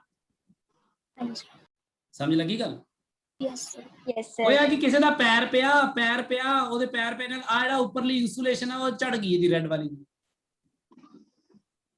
ਠੀਕ ਆ, ਤਾਰ ਟੁੱਟ ਗਈ, ਤਾਂ ਯਾਨੀ ਪਲਾਸਟਿਕ ਉਤਰ ਗਿਆ। ਹੁਣ ਇਹ ਖਤਰੇ ਵਾਲੀ ਗੱਲ ਹੈ, ਵੈਸੇ ਤਾਂ ਟੇਪ ਲਾ ਦੇਣੀ ਚਾਹੀਦੀ ਹੈ, ਪਰ ਚਲੋ नहीं लाई। फिर येलो वाला भी इत्थों ही टुट गई तार ते ओदे भी प्लास्टिक वाला उतर गया, वो दोनों आपस जुड़ जाणगियां ना इत्थों। Yes sir. यस ਜਦੋਂ जुड़ ਜਾਣਗੀਆਂ ਤਾਂ ਕਰੰਟ ਨੂੰ ਜਿਹੜਾ ਕਿ ਮੰਨ ਲਓ ਇੱਕ ਰੈੱਡ ਵਾਇਰ ਤੋਂ ਆ ਰਿਹਾ ਸੀ, ਜਸਟ ਐਗਜ਼ਾਮਪਲ ਲਓ ਡੀਸੀ ਕਰੰਟ ਵਾਂਗੂ ਹੀ ਸੋਚੋ, ਤੇ ਯੈਲੋ ਤੋਂ ਇੱਥੋਂ ਹੀ ਮੁੜ ਜੂਗਾ ਨਾ ਵਾਪਸ ਹੋ ਕੇ, ਫਿਰ ਇੱਥੋਂ ਹੀ ਨਾਲ ਹੀ ਇੱਧਰ ਗੇੜਾ ਮਾਰੂਗਾ ਸ਼ਾਰਟ, ਹਨਾ? ਤਾਂ ਇੱਧਰਲੀ ਵਾਇਰ 'ਚ ਕਰੰਟ ਜਾਊਗਾ, ਫਿਰ नो सर। ਪੱਖਾ ਬੰਦ, ਅਪਲਾਈਐਂਸ ਬੰਦ। ਇਹਨੂੰ ਵੀ ਆਪਾਂ ਕਵਾਂਗੇ ਵੀ, ਇਹਨੂੰ ਆਪਾਂ ਕਵਾਂਗੇ ਸ਼ਾਰਟ ਸਰਕਟ ਹੋ ਗਿਆ। ਸ਼ਾਰਟ ਸਰਕਟ ਦਾ ਮਤਲਬ ਆ ਤਾਰਾਂ ਦਾ ਆਪਸ ਵਿੱਚ ਜੁੜ ਜਾਣਾ ਰਸਤੇ ਦੇ ਵਿੱਚ ਹੀ, ਤੇ ਅਪਲਾਈਐਂਸ ਜਿੱਥੇ ਤੱਕ ਭੇਜਣੀ ਸੀ ਕਰੰਟ ਭੇਜਣਾ ਸੀ ਤੱਕ ਭੇਜਣਾ ਹੀ ਨਾ, ਪਹੁੰਚਣਾ ਹੀ ਨਾ। ਸਮਝ ਲੱਗੀ ਗੱਲ? ਸਰ ਹਾਂਜੀ। ਸਰ ਜੇ ਆਪਾਂ ਅੱਗੇ ਤਾਰਾਂ ਨੂੰ ਹੱਥ ਲਾਵਾਂਗੇ ਫਿਰ ਕਰੰਟ ਨਹੀਂ ਹੋਊਗਾ? ਨਹੀਂ ਪਊਗਾ, ਤੂੰ ਦੇਖੇਗਾ ਕਰਕੇ ਹੁਣ? ਨਹੀਂ ਸਰ। ਮੈਂ ਕਰਕੇ ਨਾ ਦੇਖੀ ਬਾਈ, ਐਵੇਂ ਪੰਗਾ ਪੁੰਗਾ ਨਾ ਲੈ ਲੈ ਕਿਤੇ, ਕਹਿ ਦੇਗਾ ਬਾਅਦ ਚ ਵੀ ਮਾਸਟਰ ਨੇ ਤਾਂ ਮੈਨੂੰ ਐ ਸਮਝਾਇਆ ਸੀ, ਪਤਾ ਨਹੀਂ ਕੀ ਹੋਇਆ। ਹੁਣ ਉੱਥੇ ਬਾਈ ਚਾਂਸ ਮੰਨ ਲਓ ਹੁਣ ਕੀ ਸਰਕਟ ਚ ਕਿੱਥੇ ਪੰਗਾ ਲੈ ਲਵੇਂ ਤੂੰ। ਮੈਂ ਤਾਂ ਗੱਲ ਸਮਝਾਈ ਇਹਨੂੰ, ਸਮਝ ਕੇ ਬਸ ਐਂ ਹੀ ਸਮਝ ਲੈ, ਠੀਕ ਆ? ਬਿਨਾਂ ਐਕਸਪੈਰੀਮੈਂਟ ਦੇ ਮੰਨ ਲੈ ਇਹਨੂੰ ਗੱਲ। ਹਾਂਜੀ ਸਰ ਠੀਕ ਆ सर। ਹਾਂਜੀ। सर ए पॉइंट ਤੇ ਸਰ ਵੋਲਟੇਜ ਵੀ ਸੇਮ ਹੋ ਜਾਏਗੀ? ਇੱਧਰ ਕਿੱਧਰ ਕਿੱਧਰ? ਸਰ ਜਿਵੇਂ ਇੱਕ ਮੰਨ ਲਓ ਕਿ ਆਪਾਂ ਨੇ ਵਾਇਰ ਤੋਂ ਵੋਲਟੇਜ ਆ ਰਹੀ ਹੈ, ਜੇ ਆਪਾਂ ਸ਼ਾਰਟ ਸਰਕਟ ਹੋ ਗਿਆ ਦੋਵਾਂ ਦੀ ਵੋਲਟੇਜ ਸੇਮ ਹੋ ਜਾਏਗੀ? ਦੇਖੋ ਵੀ ਇਹ ਕਿੰਨਾ ਵਧੀਆ ਕੁਐਸਚਨ ਆ। ਹੁਣ ਗੱਲ ਸਾਰੇ ਸੁਣੋ ਕਿ ਗੱਲ ਮੰਨ ਲਓ ਆ ਇੱਕ ਪੁਆਇੰਟ A ਹੈਗਾ, ਜਿਵੇਂ ਮੈਂ ਕੱਲ ਵੀ ਸਮਝਾਇਆ ਤੁਹਾਨੂੰ, ਆ ਇਹ ਪੁਆਇੰਟ ਤੇ ਕੋਈ ਵੋਲਟੇਜ ਹੈਗੀ VA। ਆਪਾਂ ਕਿਹਾ ਵੀ ਜਦੋਂ ਕੰਡਕਟਿੰਗ ਵਾਇਰ ਲਾਵਾਂਗੇ, ਹਨਾ, ਕੋਈ ਵੀ ਕੰਡਕਟਿੰਗ ਵਾਇਰ ਲਗਾਉਂਦੇ ਆ ਤਾਂ ਆਪਾਂ ਮੰਨ ਕੇ ਚੱਲਦੇ ਵੀ ਜਿੱਥੇ ਇੱਥੇ ਵੋਲਟੇਜ A ਆ ਤਾਂ ਇੱਥੇ ਵੀ A ਹੀ ਹੈ ਨਾ। हाँ जी। ਜਿਵੇਂ ਆਪਾਂ ਇਸ ਤੋਂ ਪਹਿਲਾਂ ਗੱਲ ਕਰ ਰਹੇ ਸੀ, ਇੱਥੇ ਆ ਇੱਥੇ ਪੋਜ਼ਿਟਿਵ ਪਲੇਟਾਂ A ਉਹ ਵੀ A ਆ, ਉਹ ਵੀ A ਆ ਵੀ B ਆ ਵੀ B ਆ ਗੱਲ ਕਰ ਰਹੇ ਸੀ। ਅਨੁਰਾਗ ਇਹ ਪੁੱਛ ਰਿਹਾ ਕਿ ਜੇ ਆਪਾਂ ਐਂ ਅਨੁਰਾਗ ਤੂੰ ਆ ਪੁੱਛ ਰਿਹਾ ਨਾ, ਜੋ ਇਹਨੂੰ ਜੋੜਤਾ ਤਾਂ ਆਵਲੇ ਪੁਆਇੰਟ ਤੇ ਆਵਲੇ ਪੁਆਇੰਟ ਦੇ ਬਾਰੇ ਗੱਲ ਕਰ ਰਿਹਾ ਨਾ ਤੂੰ? ਹਾਂਜੀ ਸਰ। ਵੈਰੀ ਗੁੱਡ, ਬਹੁਤ ਵਧੀਆ ਕੁਐਸਚਨ ਆ। ਹੁਣ ਮੈਂ ਇਸ ਨੂੰ ਹੀ ਡਿਸਕਸ ਕਰਨ ਜਾ ਰਿਹਾ। ਤੇ ਇਹਦੀ ਲੋੜ ਵੀ ਸੀਗੀ, ਆਪਾਂ ਨੂੰ ਇਸ ਗੱਲ ਡਿਸਕਸ ਕਰਨ ਦੀ ਲੋੜ ਵੀ ਸੀਗੀ ਅੱਗੇ। ਦੇਖੋ ਆਹ ਮੰਨ ਲਓ ਬੈਟਰੀ ਹੈ ਤੇ ਬੈਟਰੀ ਦਾ ਵੋਲਟੇਜ ਮੰਨ ਲਓ 20 ਵੋਲਟ ਹੈ, ਠੀਕ ਹੈ? ਆਪਾਂ ਆ ਸ਼ਾਰਟ ਸਰਕਟ ਵਾਲਾ ਹੀ ਸਰਕਟ ਦੇਖ ਲੈਂਦੇ, ਆਪਾਂ ਦੇਖਦੇ ਹੀ ਨਹੀਂ ਕੁਝ ਹੋਰ, ਠੀਕ ਹੈ ਗੱਲ? Yes sir. ਇਹਦੇ ਵਿੱਚ ਕੀ ਹੈ ਕਿ ਜਿਹੜੀ ਇਹ ਕੰਡਕਟਿੰਗ ਵਾਇਰ ਹੈ ਨਾ, ਹੁਣ ਆਪਾਂ ਇਹਨੂੰ ਥੋੜਾ ਜਿਹਾ ਰੀਅਲਿਸਟਿਕ ਤਰੀਕੇ ਨਾਲ ਸੋਚੀਏ। ਕੰਡਕਟਿੰਗ ਵਾਇਰ ਜੋ ਹੁੰਦੀ ਹੈ ਨਾ, ਇਹਦੀ ਜੋ ਰੈਜ਼ਿਸਟੈਂਸ ਹੁੰਦੀ ਹੈ ਬੇਸਿਕਲੀ ਵੈਰੀ ਲੋ ਹੁੰਦੀ ਹੈ, ਜ਼ੀਰੋ ਨਹੀਂ ਹੁੰਦੀ। ਕਲੀਅਰ ਹੈ ਗੱਲ? Yes sir. ਠੀਕ ਹੈ ਗੱਲ ਅਨੁਰਾਗ? ਇਹ ਹਾਂਜੀ ਵੈਰੀ ਲੋ ਹੁੰਦੀ ਹੈ। ਜਿਵੇਂ ਕਹਿ ਲਓ ਇਹ ਬੱਲਬ ਦੇ ਮੁਕਾਬਲੇ ਬਹੁਤ ਘੱਟ ਸੀ, ਤਾਂ ਸਾਰਾ ਕਰੰਟ ਲਗਭਗ ਉਦੋਂ ਤੋਂ ਨਿਕਲ ਗਿਆ। ਬਲਬ ਵਾਲੇ ਚ ਗਿਆ ਵੀ ਤਾਂ ਉਹ ਇੰਨਾ ਘੱਟ ਸੀ ਕਿ ਉਹਦੇ ਨਾਲ ਬਲਬ ਗਲੋ ਹੀ ਨਹੀਂ ਹੋਇਆ। ਯਸ। ਆਪਾਂ ਕਦੀ ਵੀ ਜਿਵੇਂ ਕਿ ਫ੍ਰਿਕਸ਼ਨ ਨਹੀਂ ਹੁੰਦਾ ਕਿ ਜ਼ੀਰੋ ਫ੍ਰਿਕਸ਼ਨ ਇੱਕ ਆਪਣੇ ਆਪ ਚ ਹਾਈਪੋਥੈਟੀਕਲ ਆਈਡੀਅਲ ਕਨਸੈਪਟ। ਆਪਾਂ ਕਹਿੰਦੇ ਫ੍ਰਿਕਸ਼ਨਲੈਸ ਸਰਫੇਸ ਇਜ਼ ਸਮੂਥ, ਵਾਟਐਵਰ ਜਿੰਨਾ ਮਰਜੀ ਸਮੂਥ ਹੋਵੇ ਕੋਈ ਸਰਫੇਸ, ਫ੍ਰਿਕਸ਼ਨ ਤੋਂ ਬਿਨਾ ਤਾਂ ਹੋ ਹੀ ਨਹੀਂ ਸਕਦਾ। ਇਹਨਾਂ ਆਪਾਂ ਬਣਾ ਹੀ ਨਹੀਂ ਸਕਦੇ ਕੋਈ ਸਰਫੇਸ ਨੂੰ ਇੰਨਾ ਸਮੂਥ ਕਰ ਦਈਏ। ਸੋ ਇਸ ਲਈ ਆਪਾਂ ਇਸ ਤਰ੍ਹਾਂ ਹੀ ਕੋਈ ਵਾਇਰ ਹੋਵੇ, ਜਿੰਨੀ ਮਰਜੀ ਵਾਇਰ, ਸਿਲਵਰ ਲੈ ਲਓ ਤੁਸੀਂ, ਚਾਹੇ ਬੈਸਟ ਕੰਡਕਟਰ ਆ, ਸਿਲਵਰ ਆ ਜਾਂ ਕਾਪਰ ਆ, ਐਲੂਮੀਨੀਅਮ, ਵਾਟਐਵਰ, ਜਿਹੜੀ ਮਰਜੀ ਤਾਰ ਲੈ ਲਓ, ਉਹਦਾ ਰੈਜ਼ਿਸਟੈਂਸ ਜ਼ੀਰੋ ਹੋ ਹੀ ਨਹੀਂ ਸਕਦਾ। ਉਹਦਾ ਰੈਜ਼ਿਸਟੈਂਸ ਲੋ ਹੁੰਦਾ ਹੈ ਬਹੁਤ ਜ਼ਿਆਦਾ। ਸੋ ਬੇਸਿਕਲੀ ਇੱਥੇ ਜਿਹੜਾ ਪੋਟੈਂਸ਼ੀਅਲ ਹੈ ਇਸ ਪੁਆਇੰਟ ਦਾ, ਇਹ 20 ਵੋਲਟ ਹੀ ਰਹੇਗਾ ਤੇ ਇਸ ਪੁਆਇੰਟ ਦਾ ਪੋਟੈਂਸ਼ੀਅਲ 0 ਵੋਲਟ ਹੀ ਰਹੇਗਾ। ਜੇ ਤੁਸੀਂ 0 ਤੇ 20 ਦਾ ਡਿਫਰੈਂਸ ਲੈ ਕੇ ਚੱਲ ਰਹੇ ਹੋ, ਇਹਨਾਂ ਦੇ ਉੱਪਰ ਕੋਈ ਫਰਕ ਨਹੀਂ ਪਏਗਾ। ਕਿਉਂ? ਕਿਉਂਕਿ ਵਿੱਚ ਜਿਹੜੀ ਬੈਟਰੀ ਹੈ ਨਾ, ਬੈਟਰੀ 'ਚ ਕੈਮੀਕਲ ਰਿਐਕਸ਼ਨ ਲਗਾਤਾਰ ਇਸ ਵੋਲਟੇਜ ਨੂੰ ਮੇਨਟੇਨ ਕਰਦੀ ਹੈ। ਪਹਿਲੀ ਗੱਲ, ਬੰਦਾ ਕਹੂਗਾ ਫਿਰ ਉਹ ਡ੍ਰੌਪ ਕਿਵੇਂ ਹੋਇਆ? ਤੁਸੀਂ ਕਹਿੰਦੇ ਹੋ ਰੈਜ਼ਿਸਟੈਂਸ ਡ੍ਰੌਪ ਹੋਇਆ, ਡ੍ਰੌਪ ਕਿੱਥੇ ਹੋ ਰਿਹਾ? ਫਿਰ ਡ੍ਰੌਪ ਇਹਦੇ ਅੰਦਰ ਜਿਹੜੀ ਵੈਰੀ ਲੋ ਰੈਜ਼ਿਸਟੈਂਸ ਹੈ ਨਾ, ਯਸ ਸਰ। ਹੁਣ ਜਿਵੇਂ ਦੇਖੋ ਫਾਰਮ ਇਹ 'ਚ ਕਰੰਟ ਕਿੰਨਾ ਪਾਸ ਕਰੇਗਾ, ਤੁਸੀਂ ਕਿਵੇਂ ਪਤਾ ਕਰਦੇ ਹੋ? ਆਰ ਇਫੈਕਟਿਵ ਦੇਖਦੇ ਨਾ, ਇੱਥੇ ਆਰ ਇਫੈਕਟਿਵ ਤੁਹਾਡੀ ਵੈਰੀ ਲੋ ਨਹੀਂ ਹੋਗੀ। ਫਿਰ ਕਰੰਟ ਦੀ ਵੈਲਿਊ ਹੋਏਗੀ, ਉਹ ਹੋਏਗੀ voltage divide by R effective. R ਬਹੁਤ ਲੋ ਹੋਣ ਦੀ ਵਜ੍ਹਾ ਨਾਲ ਕਰੰਟ ਬਹੁਤ ਜ਼ਿਆਦਾ, ਕਰੰਟ ਦੀ ਵੈਲਿਊ ਬਹੁਤ ਜ਼ਿਆਦਾ ਹੋਏਗੀ। Huge amount of current will flow through ਦਿਸ। ਤੇ ਇੱਥੇ ਪਟਾਕੇ ਜ਼ਿਆਦਾ ਪੈ ਸਕਦੇ ਆ, ਇਸ ਲਈ ਇੱਥੇ ਪੰਗਾ, ਇੱਥੇ ਜੇ ਕਿਸੇ ਨੇ ਹੱਥ ਲਾਇਆ ਤਾਂ ਉਹ ਬਹੁਤ ਬੁਰੀ ਤਰ੍ਹਾਂ ਉਹਨੂੰ ਝਟਕਾ ਲੱਗੇਗਾ, ਕਿਉਂਕਿ ਕਰੰਟ ਬਹੁਤ ਜ਼ਿਆਦਾ ਹੈ। ਤੇ ਉਹ ਵੋਲਟੇਜ ਜਿਹੜਾ 20 ਵੋਲਟ ਤੋਂ ਇੱਥੇ ਡ੍ਰੌਪ ਇਸੇ ਵਾਇਰ ਵਿੱਚ ਹੋ ਰਿਹਾ, ਇਹਦੇ ਵਿੱਚ ਕਿਤੇ ਹੋ ਸਕਦਾ 18 ਹੋ ਗਿਆ ਹੋਵੇ, ਇਹਦੇ ਵਿੱਚ ਕਿਤੇ ਹੋ ਸਕਦਾ 12 ਹੋ ਗਿਆ ਹੋਵੇ, ਇਹਦੇ ਵਿੱਚ ਕਿਸੇ ਹੋ ਜਗ੍ਹਾ ਹੋ ਸਕਦਾ 9 ਹੋ ਗਿਆ ਹੋਵੇ, ਕਿਤੇ 6 ਹੋ ਗਿਆ ਹੋਵੇ, ਕਿਤੇ 3 ਹੋ ਗਿਆ, ਇੱਥੇ 0 ਹੋ ਗਿਆ। ਸਮਝ ਲੱਗੀ ਗੱਲ? ਯਸ। ਕਿਉਂਕਿ ਕਰੰਟ ਬਹੁਤ ਜ਼ਿਆਦਾ ਆ, ਇਸ ਲਈ ਕਰੰਟ ਬਹੁਤ ਜ਼ਿਆਦਾ ਵੈਰੀ ਲਾਰਜ ਹੋਣ ਤੋਂ ਬਾਅਦ ਰੈਜ਼ਿਸਟੈਂਸ ਬਹੁਤ ਘੱਟ ਹੋਣ ਦੇ ਬਾਵਜੂਦ ਬਹੁਤ ਜ਼ਿਆਦਾ ਤੇ ਬਹੁਤ ਘੱਟ ਮਿਲ ਕੇ ਇੱਕ particular finite voltage drop generate ਕਰ ਲੈਂਦੇ ਨੇ ਉਹਦੇ ਵਿੱਚ। ਠੀਕ ਹੈ ਗੱਲ? ਯੈਸ ਸੋ ਸ਼ਾਰਟ ਸਰਕਟ ਨੂੰ ਸਮਝ ਗਏ ਨਾ ਸਾਰੇ ਕੀ ਹੁੰਦਾ ਆ। ਹਾਂਜੀ ਹੁਣ ਇੱਥੇ ਬੇਸਿਕਲੀ ਕੀ ਆ ਕਿ ਆ A ਪੁਆਇੰਟ ਤੇ B ਪੁਆਇੰਟ ਜੋ ਕੰਡਕਟਿੰਗ ਵਾਇਰ ਨਾਲ ਹੀ ਜੋੜਤਾ ਤੇ ਗੱਲ ਖਤਮ ਹੋ ਗਈ। ਫਿਰ ਚੁੱਪ ਕਰਕੇ ਜਿਹੜਾ ਚਾਰਜ ਇੱਥੋਂ ਨਿਕਲਿਆ, ਚਾਰਜ ਇਧਰੋਂ ਜਾਣ ਦੀ ਬਜਾਏ ਇਧਰੋਂ ਇਹਨਾਂ ਵਿੱਚੋਂ ਕ੍ਰਾਸਿੰਗ ਹੋਣ ਦੀ ਬਜਾਏ ਉੱਪਰੋਂ ਨਿਕਲ ਗਿਆ ਸਿੱਧਾ ਹੀ, ਗੱਲ ਖਤਮ ਹੋ ਗਈ। ਦੂਸਰੀ ਗੱਲ ਇਹ ਹੈ, ਜੇ ਤੁਸੀਂ ਆਮ ਕਰਕੇ ਸੋਚੋ ਪਹਿਲਾਂ ਪੋਜ਼ਿਟਿਵ ਨੈਗੇਟਿਵ ਤਾਂ ਤੁਸੀਂ ਇੱਕ ਪੋਜ਼ਿਟਿਵ ਪਲੇਟ ਨੂੰ ਇਧਰਲੀ ਨੈਗੇਟਿਵ ਪਲੇਟ ਨਾਲ ਜੋੜਤਾ ਨਾ A ਤੇ B ਨਾਲ, yes sir, ਤਾਂ ਫਿਰ ਉਹਨਾਂ ਵਿੱਚ ਕੋਈ ਚਾਰਜ ਆਬਵੀਅਸਲੀ ਖਤਮ ਹੋ ਜਾਣਾ ਸੀ। ਤਾਂ ਬੇਸਿਕਲੀ ਇਸ ਲਈ ਚਾਰਜ ਦੀ ਸਕੀਮ ਆ ਬਣੀ ਹੈ ਜੋ ਆਪਣੇ ਸਾਹਮਣੇ ਲਿਖੀ ਹੈ, ਇਸ ਨੂੰ ਆਪਣੇ ਨੋਟਸ ਵਿੱਚ ਲਿਖ ਲਿਓ, ਨੋਟ ਕਰ ਲਿਓ। ਇੱਕ ਕੁਐਸਚਨ ਹੋਰ ਇਸ ਤਰ੍ਹਾਂ ਦਾ ਡਿਸਕਸ ਕਰਦੇ ਹਾਂ ਆਪਾਂ ਕਿ ਜੇ ਇਹ ਹੋ ਜਾਵੇ A ਪੁਆਇੰਟ ਦੇ ਵਿੱਚ ਮੰਨ ਲਓ ਆ ਤਿੰਨ ਕੈਪੈਸਿਟਰ ਲਗਾ ਲਓ, ਪਹਿਲਾਂ ਇੱਕ ਕੈਪੈਸਿਟਰ C ਐਂਡ C ਆ ਲਗਾ ਲਿਆ ਆਪਾਂ, ਠੀਕ ਹੈ। ਮੰਨ ਲਓ ਆ ਵੀ C ਹੈ, ਆ ਵੀ C ਹੈ, ਆ ਵੀ C। ਹੁਣ ਬਹੁਤ ਧਿਆਨ ਨਾਲ ਦੇਖਣਾ, ਇਸ ਗੱਲ ਨੂੰ ਸਮਝਣਾ ਕਿ ਆਪਾਂ ਮੰਨ ਲਓ ਜੇ ਇੱਕ ਵਾਇਰ ਲਈ ਕੰਡਕਟਿੰਗ ਵਾਇਰ ਉਹਨੂੰ ਐ ਇੱਥੋਂ ਲੈ ਕੇ ਫਿਰ ਪਹਿਲਾਂ ਵਾਂਗੂ ਹੀ ਇੱਥੇ ਅਟੈਚ ਕਰਤਾ, ਪਰ ਇੱਕ ਗੱਲ ਯਾਦ ਰੱਖਿਓ ਧਿਆਨ ਨਾਲ, ਆਪਾਂ ਹੁਣ ਇਸ ਪੁਆਇੰਟ ਨੂੰ ਵੀ ਇਸ ਪੁਆਇੰਟ ਨਾਲ ਵੀ ਅਟੈਚ ਕੀਤਾ ਹੈ। ਹੁਣ C ਇਫੈਕਟਿਵ A ਤੇ B ਪੁਆਇੰਟ 'ਚ ਕਿੰਨਾ ਹੋਏਗਾ ਇਹ ਤੁਸੀਂ ਸੋਚਣਾ ਹੈ।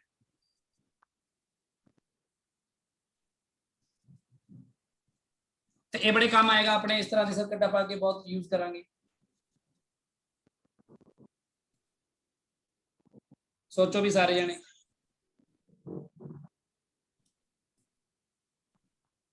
ਸਰ ਨਿਊਟਰਲ ਹੋ ਜਾਊਗਾ, ਕੀ ਹੋ ਜਾਊਗਾ? ਨਿਊਟਰਲ।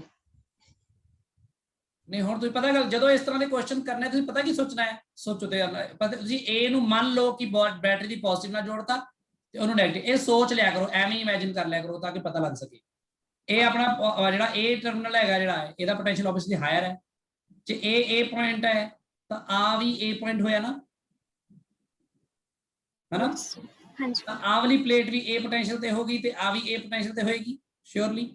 yes sir, ਪਰ ਜਿਹੜਾ B ਪੁਆਇੰਟ ਨੂੰ ਇੱਧਰ ਅਟੈਚ ਕੀਤਾ ਤਾਂ ਜੇ ਤੁਸੀਂ ਦੇਖੋ ਤਾਂ B ਪੁਆਇੰਟ ਆ ਆਹ ਪੁਆਇੰਟ ਵੀ B ਹੋਇਆ ਨਾ, yes sir, ਇਹਨੂੰ ਜਾ ਕੇ ਜੋੜਿਆ ਹੈ ਇਹਦੇ ਨਾਲ ਤਾਂ ਆ ਪੁਆਇੰਟ ਵੀ B ਹੋ ਜਾਏਗਾ ਤੇ ਆ ਵੀ ਪੁਆਇੰਟ B ਹੋ ਜਾਏਗਾ ਤੇ ਆ ਵੀ ਪੁਆਇੰਟ B ਹੋ ਜਾਏਗਾ। yes sir, ਹੁਣ ਤੁਸੀਂ ਸੋਚ ਕੇ ਦੇਖੋ, ਜੇ ਮੈਂ ਕਹਾਂ ਆ ਪੁਆਇੰਟ A ਹੈ ਤੇ ਆ ਪੁਆਇੰਟ B ਹੈ ਪਹਿਲਾਂ ਦੇ ਵਾਂਗੂ ਹੀ, ਦੱਸੋ ਜਿਹੜਾ ਪਹਿਲਾ ਕੈਪੈਸਿਟਰ ਦਾ ਕਿਹਦੇ ਵਿੱਚ ਲੱਗਿਆ ਹੈ? A ਤੇ B। ਦੂਜਾ ਕਿਹਦੇ ਲੱਗਿਆ ਹੈ? ਸਰ A ਤੇ B ਚ। ਤੀਜਾ ਕਿਹਦੇ ਲੱਗਿਆ ਹੈ?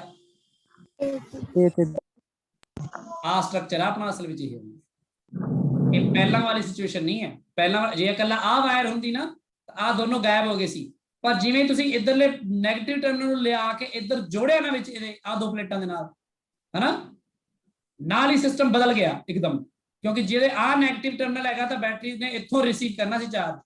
ਹੁਣ ਤੁਸੀਂ ਸੋਚੋ ਧਿਆਨ ਨਾਲ, ਮੈਂ ਇੱਕ ਵਾਰ ਦੁਬਾਰਾ ਸਮਝਾ ਦੇਣਾ, ਤੁਸੀਂ ਕਨਫਿਊਜ਼ ਨਾ ਹੋਇਓ ਪਲੀਜ਼, ਧਿਆਨ ਨਾਲ ਸਮਝੋ। ਇਸ ਕੇਸ 'ਚ ਕੀ ਹੋਇਆ, ਬੈਟਰੀ ਨੇ ਕਿਉਂ ਚਾਰਜ ਦਿੱਤਾ, ਹਨਾ? yes sir, ਬੈਟਰੀ ਨੇ ਕਿਉਂ ਵਾਪਸ ਲੈਣਾ ਸੀ ਕਿ ਨਹੀਂ?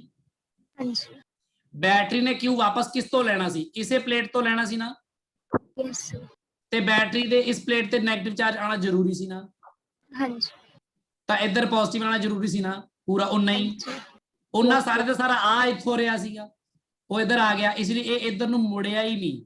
ਬੰਦਾ ਸੋਚ ਸਕਦਾ ਵੀ ਇੱਧਰ ਵੀ ਤਾਂ ਮੁੜ ਸਕਦਾ ਸੀ, ਉਹ ਇੱਧਰ ਮੁੜੇਗਾ ਹੀ ਨਹੀਂ, ਕਿਉਂਕਿ ਆਪਣਾ ਇੱਧਰੋਂ ਸਰਕਟ ਆਪਾਂ ਦੇਖ ਰਹੇ ਹਾਂ ਤਾਂ ਇੱਧਰ ਪੂਰਾ ਕਿਊ ਚਾਰਜ ਪੂਰੇ ਦਾ ਪੂਰਾ ਇਸ ਪਲੇਟ ਤੇ ਆਏਗਾ, ਤਾਂ ਹੀ ਨੈਗੇਟਿਵ ਤੇ ਰਿਸੀਵ ਹੋਏਗਾ। ਪਰ ਹੁਣ ਕੀ ਹੋ ਰਿਹਾ ਵਾ, ਦੇਖੋ ਇੱਧਰ ਗਿਆ ਆ ਰਿਹਾ, ਠੀਕ ਹੈ। ਹੁਣ ਇਸ ਬੈਟਰੀ ਨੇ ਮੰਨ ਲਓ ਕਿਊ ਚਾਰਜ ਦਿੱਤਾ, ਹੁਣ ਕਿਊ ਵੱਖਰਾ ਹੋਏਗਾ, ਤੁਹਾਨੂੰ ਪਤਾ ਹੈ ਇਹ ਕਿਊ ਵੱਖਰਾ ਆਏਗਾ, ਮੈਂ ਉਹਦੀ ਟੈਨਸ਼ਨ ਨਹੀਂ ਲੈ ਰਿਹਾ। ਉਹ ਕਿਊ ਚਾਰਜ ਬੈਟਰੀ ਨੇ ਰਿਸੀਵ ਵੀ ਤਾਂ ਕਰਨਾ ਨਾ, ਉਹ ਬੈਟਰੀ ਨੇ ਇੱਥੇ ਰਿਸੀਵ ਕਰਨਾ ਕਿਊ ਚਾਰਜ, ਤੇ ਉਹ ਕਿਊ ਚਾਰਜ ਬੈਟਰੀ ਨੇ ਹੁਣ ਕੱਲੇ ਇਸੇ ਪਲੇਟ ਤੋਂ ਆਏ ਇਹ ਜ਼ਰੂਰੀ ਨਹੀਂ ਹੈ, ਬਲਕਿ ਨੀਚੋਂ ਵੀ ਆ ਸਕਦਾ ਨਾ, yes sir, ਨੀਚੋਂ ਆ ਸਕਦਾ, ਤਾਂ ਉਹ ਕੁਝ ਚਾਰਜ ਇੱਥੋਂ ਆ ਸਕਦਾ, ਇੱਥੋਂ ਮਤਲਬ ਬੇਸਿਕਲੀ ਇਹਨਾਂ ਦੋਨਾਂ ਪਲੇਟਾਂ ਚੋਂ ਨਿਕਲ ਕੇ ਵੀ ਤਾਂ ਆ ਸਕਦਾ। ਇਹ ਤਿੰਨੋਂ ਪਲੇਟਾਂ, ਆ ਵਾਲੀ ਪਲੇਟ, ਆ ਵਾਲੀ ਪਲੇਟ ਤੇ ਆ ਵਾਲੀ ਪਲੇਟ ਤਿੰਨੋਂ ਹੀ ਬੇਸਿਕਲੀ ਨੈਗੇਟਿਵ ਟਰਮੀਨਲ ਨਾਲ ਜੁੜੀਆਂ, ਜਿਵੇਂ ਮੈਂ ਇੱਥੇ ਦਿਖਾ ਰਿਹਾ ਤੁਹਾਨੂੰ, ਆ ਦੇਖੋ ਤਿੰਨੋਂ ਪਲੇਟਾਂ। ਸਮਝ ਲੱਗੀ ਗੱਲ? ਤੇ ਆ ਵਾਲੀ plate, this plate and this plate, ਆ ਤਿੰਨੋਂ ਪਲੇਟਾਂ ਬੇਸਿਕਲੀ ਬੈਟਰੀ ਦੇ ਪੋਜ਼ਿਟਿਵ ਟਰਮੀਨਲ ਨਾਲ ਜੁੜੀਆਂ ਨੇ, ਆ ਰਹੀਆਂ। ਸਮਝ ਲੱਗ ਰਹੀ ਗੱਲ? Yes sir. ਤਾਂ ਬੇਸਿਕਲੀ ਇਹ ਪੈਰਲਲ ਸਰਕਟ ਹੈ, ਬਿਲਕੁਲ ਪੈਰਲਲ ਸਰਕਟ ਹੈ। ਤੇ ਇਹਦੀ ਕਰੰਟ ਸਕੀਮ ਮੈਂ ਤੁਹਾਨੂੰ ਦੱਸ ਦਿੰਦਾ, ਚਾਰਜ ਸਕੀਮ। ਇਹ ਪੈਰਲਲ ਸਰਕਟ ਹੈ ਤੇ ਪੈਰਲਲ ਸਰਕਟ ਦੇ ਕਰਕੇ ਕੈਪੈਸਿਟੈਂਸ C ਇਫੈਕਟਿਵ ਕਿੰਨਾ ਹੈ ਪਹਿਲਾਂ ਦੱਸ ਦਿਓ। 3C। 3C ਸਿੱਧੇ ਸਿੱਧੇ ਜੋੜਤਾ ਨਾ। हाँ जी। ਤਾਂ ਬੇਸਿਕਲੀ ਜਿਹੜਾ ਚਾਰਜ ਨਿਕਲੇਗਾ ਇੱਥੋਂ ਉਹ ਕਿੰਨਾ ਨਿਕਲੇਗਾ? 3CV। ਯੈਸ 3CV, ਜੇ ਬੈਟਰੀ ਦਾ ਵੋਲਟੇਜ V ਹੈ ਤਾਂ ਉਹ ਚਾਰਜ ਜਿਹੜਾ ਨਿਕਲੇਗਾ 3CV ਇੱਥੋਂ ਇੱਥੇ ਆ ਕੇ। ਹੁਣ ਉਹਦੇ ਚੋਂ ਕੁਝ ਚਾਰਜ ਇੱਧਰ ਜਾਏਗਾ ਤੇ ਕੁਝ ਚਾਰਜ ਇੱਧਰ ਨਿਕਲ ਜਾਏਗਾ। ਠੀਕ ਹੈ ਗੱਲ? हाँ जी। ਇੱਧਰ ਜੋ ਚਾਰਜ ਨਿਕਲ ਜਾਏਗਾ ਇੱਧਰ ਆ ਕੇ ਉਹ ਵੀ ਫਿਰ ਇੱਧਰ ਜਾਏਗਾ ਤੇ ਇੱਧਰ ਜਾਏਗਾ। ਆ ਤਿੰਨੋਂ ਪਲੇਟਾਂ ਪੋਜ਼ਿਟਿਵ ਬਣਨਗੀਆਂ, ਇੱਕ ਆ ਡਾਟ ਡਾਟ ਵਾਲੀ ਤੇ ਆ ਵਾਲੀ ਜਿਹੜੀ ਜਿੱਥੇ ਮੈਂ ਟਿਕ ਟਿਕ ਟਿਕ ਕੀਤਾ ਹੈ ਵਾ ਉਹ ਸਾਰੀਆਂ ਨੈਗੇਟਿਵ ਚਾਰਜ ਰਿਲੀਜ਼ ਕਰਨਗੀਆਂ, ਉਥੋਂ ਚਾਰਜ ਰਿਲੀਜ਼ ਉਹ ਆਪ ਨੈਗੇਟਿਵ ਰਹਿਣਗੀਆਂ, ਉਹ ਰਿਲੀਜ਼ ਹੋ ਕੇ ਚਾਰਜ ਫਿਰ ਇਕੱਠਾ ਹੋਏਗਾ ਇੱਥੇ, ਇੱਥੋਂ ਨਿਕਲੇਗਾ। ਇਸ ਗੱਲ ਨੂੰ ਹੁਣ ਆਪਾਂ ਜੇ ਆਪਣੇ ਪ੍ਰੈਜ਼ੈਂਟ ਸਰਕਟ ਵਿੱਚ ਹੀ ਬਣਾ ਕੇ ਸਮਝਣਾ ਚਾਹੀਏ ਤਾਂ ਬਣਾ ਸਕਦੇ ਹਾਂ। ਫਿਲਹਾਲ ਤੁਹਾਡਾ ਕੁਐਸਚਨ ਹੋ ਚੁੱਕਿਆ ਸੀ, ਇਫੈਕਟਿਵ ਆ ਚੁੱਕਿਆ, ਕਿਵੇਂ ਆਇਆ ਆਪਾਂ ਇਹਨੂੰ ਬਣਾ ਸਕਦੇ ਹਾਂ। ਕਿਵੇਂ? ਆ ਦੇਖੋ